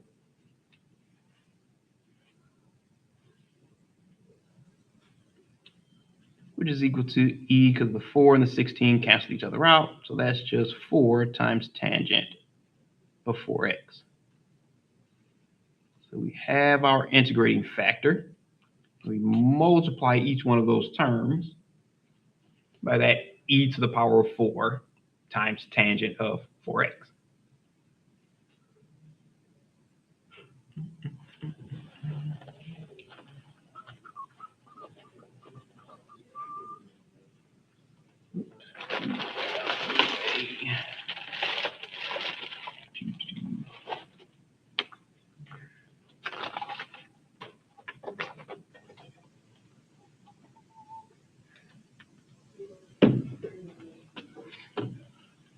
Okay, so that gives us, where is it? Here we go, y prime. So we have e to the power of 4 times tangent of 4x times y prime plus e to the power of 4 times tangent of 4x times 16 times secant squared of 4x times y is equal to e to the power of 4 times tangent of 4x. That's still run out. Started off too wide.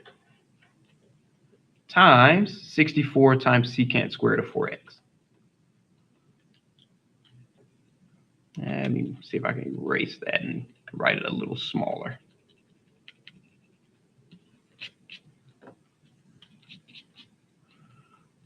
Okay, so we have e to the power of 4 times tangent of 4x times 64 secant squared of 4x. Sorry about that. I thought I had plenty of space.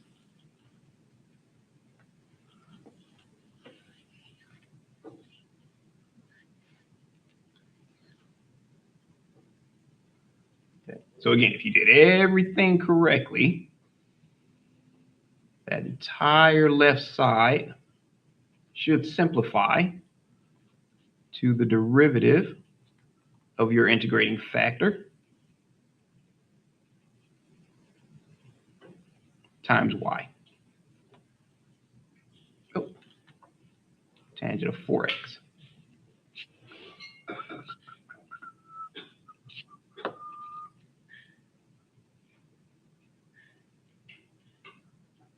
And we know that's equal to e to the power of 4 times tangent of 4x times 64 times secant squared of 4x.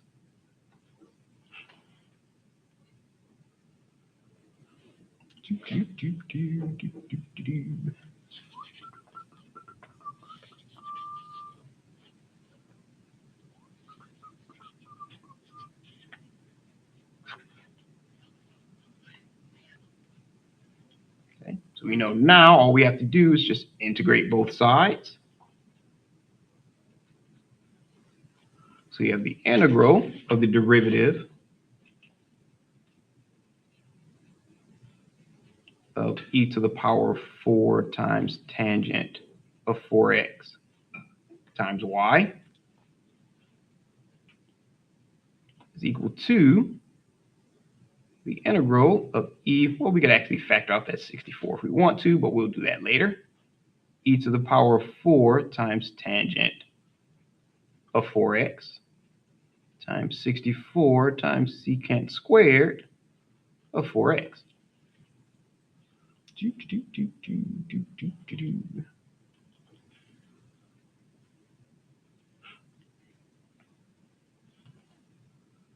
Okay, now the left side, the integral and derivative cancels each other out.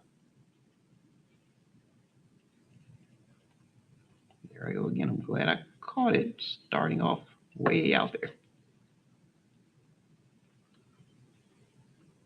Okay, so we have e to the power of 4 times tangent of 4x times y is equal to the integral of e to the power of 4 times tangent of 4x times 64 times secant squared of 4x with respect to x.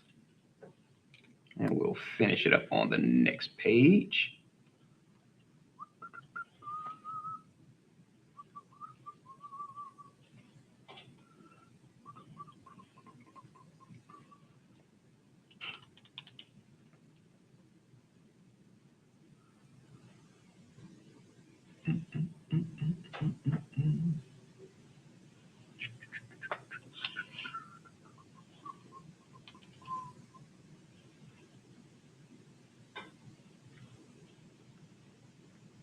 All right, anyone still writing? All right.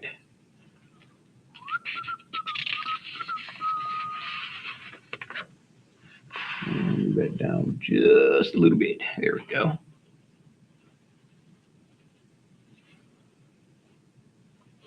Okay. So on the left side, I'm just going to write where we left off. E to the power of 4 times tangent of 4x times y is equal to the integral of e to the power of 4 times tangent of 4x times 64 times secant squared of 4x with respect to x.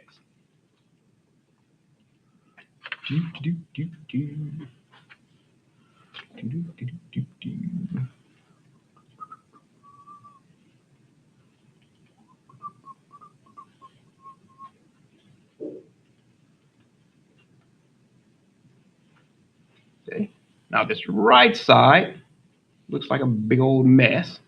So we're going to go ahead and integrate that right here on the side.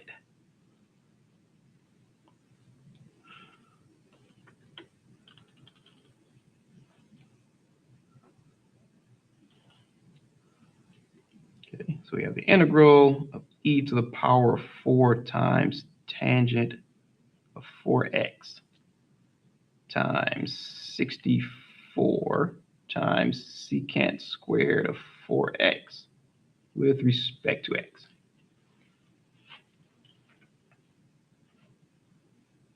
Okay, so we're going to start off by just letting our u equals 4 times tangent of 4x. There's an e in there, so we want to have it as the integral of e to the power of u.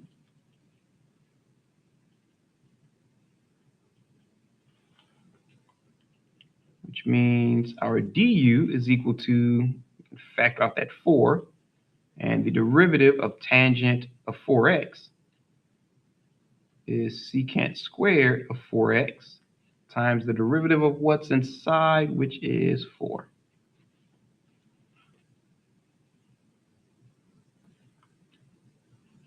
So we know our du is equal to 16 times secant squared of 4x dx.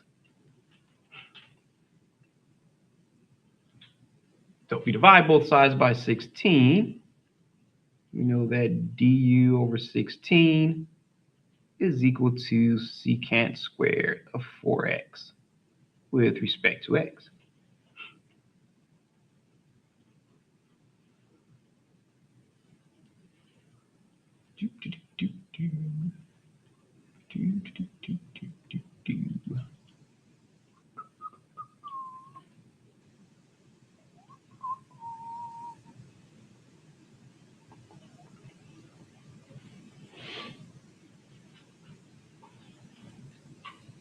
Okay, so now we can just rewrite this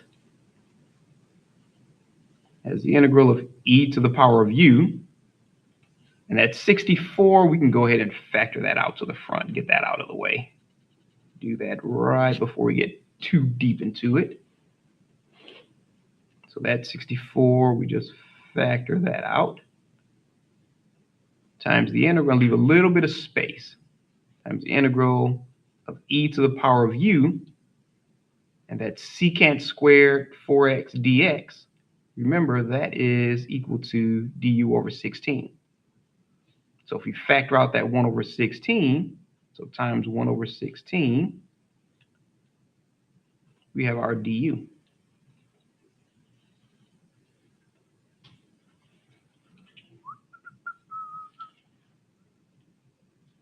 Okay, so we know 64 times 1 over 16 is just 4. Times the integral of, might as well write it out, e to the power of u du. Well, we know the integral of e to the power of u is just e to the power of u. That's 4 times e to the power of u, where we can go ahead and just replace that u. So e to the power of 4 times tangent, we put that a little bit closer. 4 times tangent of 4x plus c.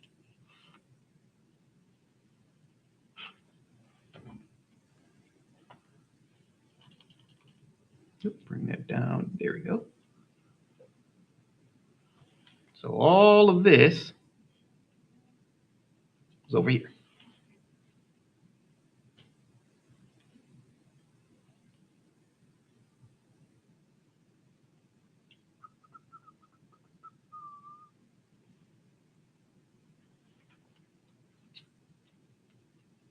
So that gives us the left side of e to the power of 4 times tangent of 4x. Made that y an exponent for some odd reason. Times y is equal to that entire integral, which we know is 4 times e to the power of 4 times tangent of 4x plus c.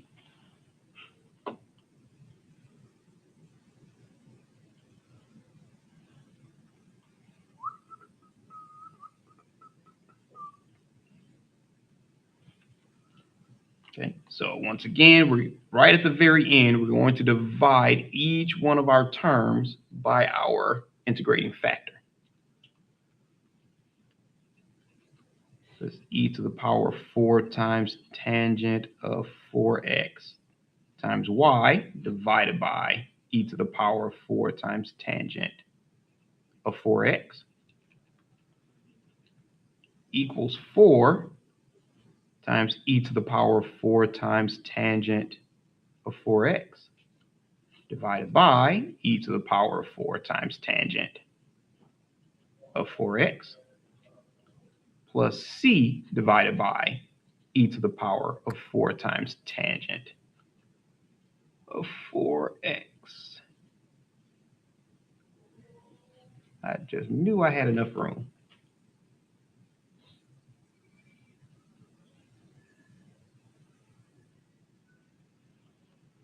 Let me see, I'll erase that little spot there and make sure it's clear. Kind of move that over a little. 4x, there we go. So once again, we got lucky because those two cancel each other out. And those two cancel each other out. So we know that y is equal to, this is just 4 since everything else canceled out, plus c divided by e to the power of 4 times tangent of 4x. So you can write it like that, or you can write it as y is equal to 4 plus c times e to the power of negative 4 times tangent of 4x. Again, same thing, just different notation.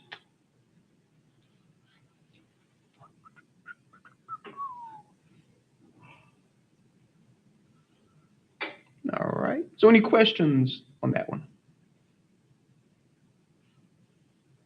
Okay, so again, really it's just the same steps over and over. The steps do not change, no matter how crazy the differential equation might look. All right, so we're going to go ahead and stop there because I don't want to start on chapter 9 because 7.3 through 8.5, that's what covers the next exam. So I'm going to go ahead and stop there. So if you have any questions, of course, feel free to ask away. If not, the exam module should be posted within an hour. So you should see it pretty quickly because I have everything already set up. I just want to kind of double check. But if you don't have any questions, I will see you tomorrow where we will start on chapter 9.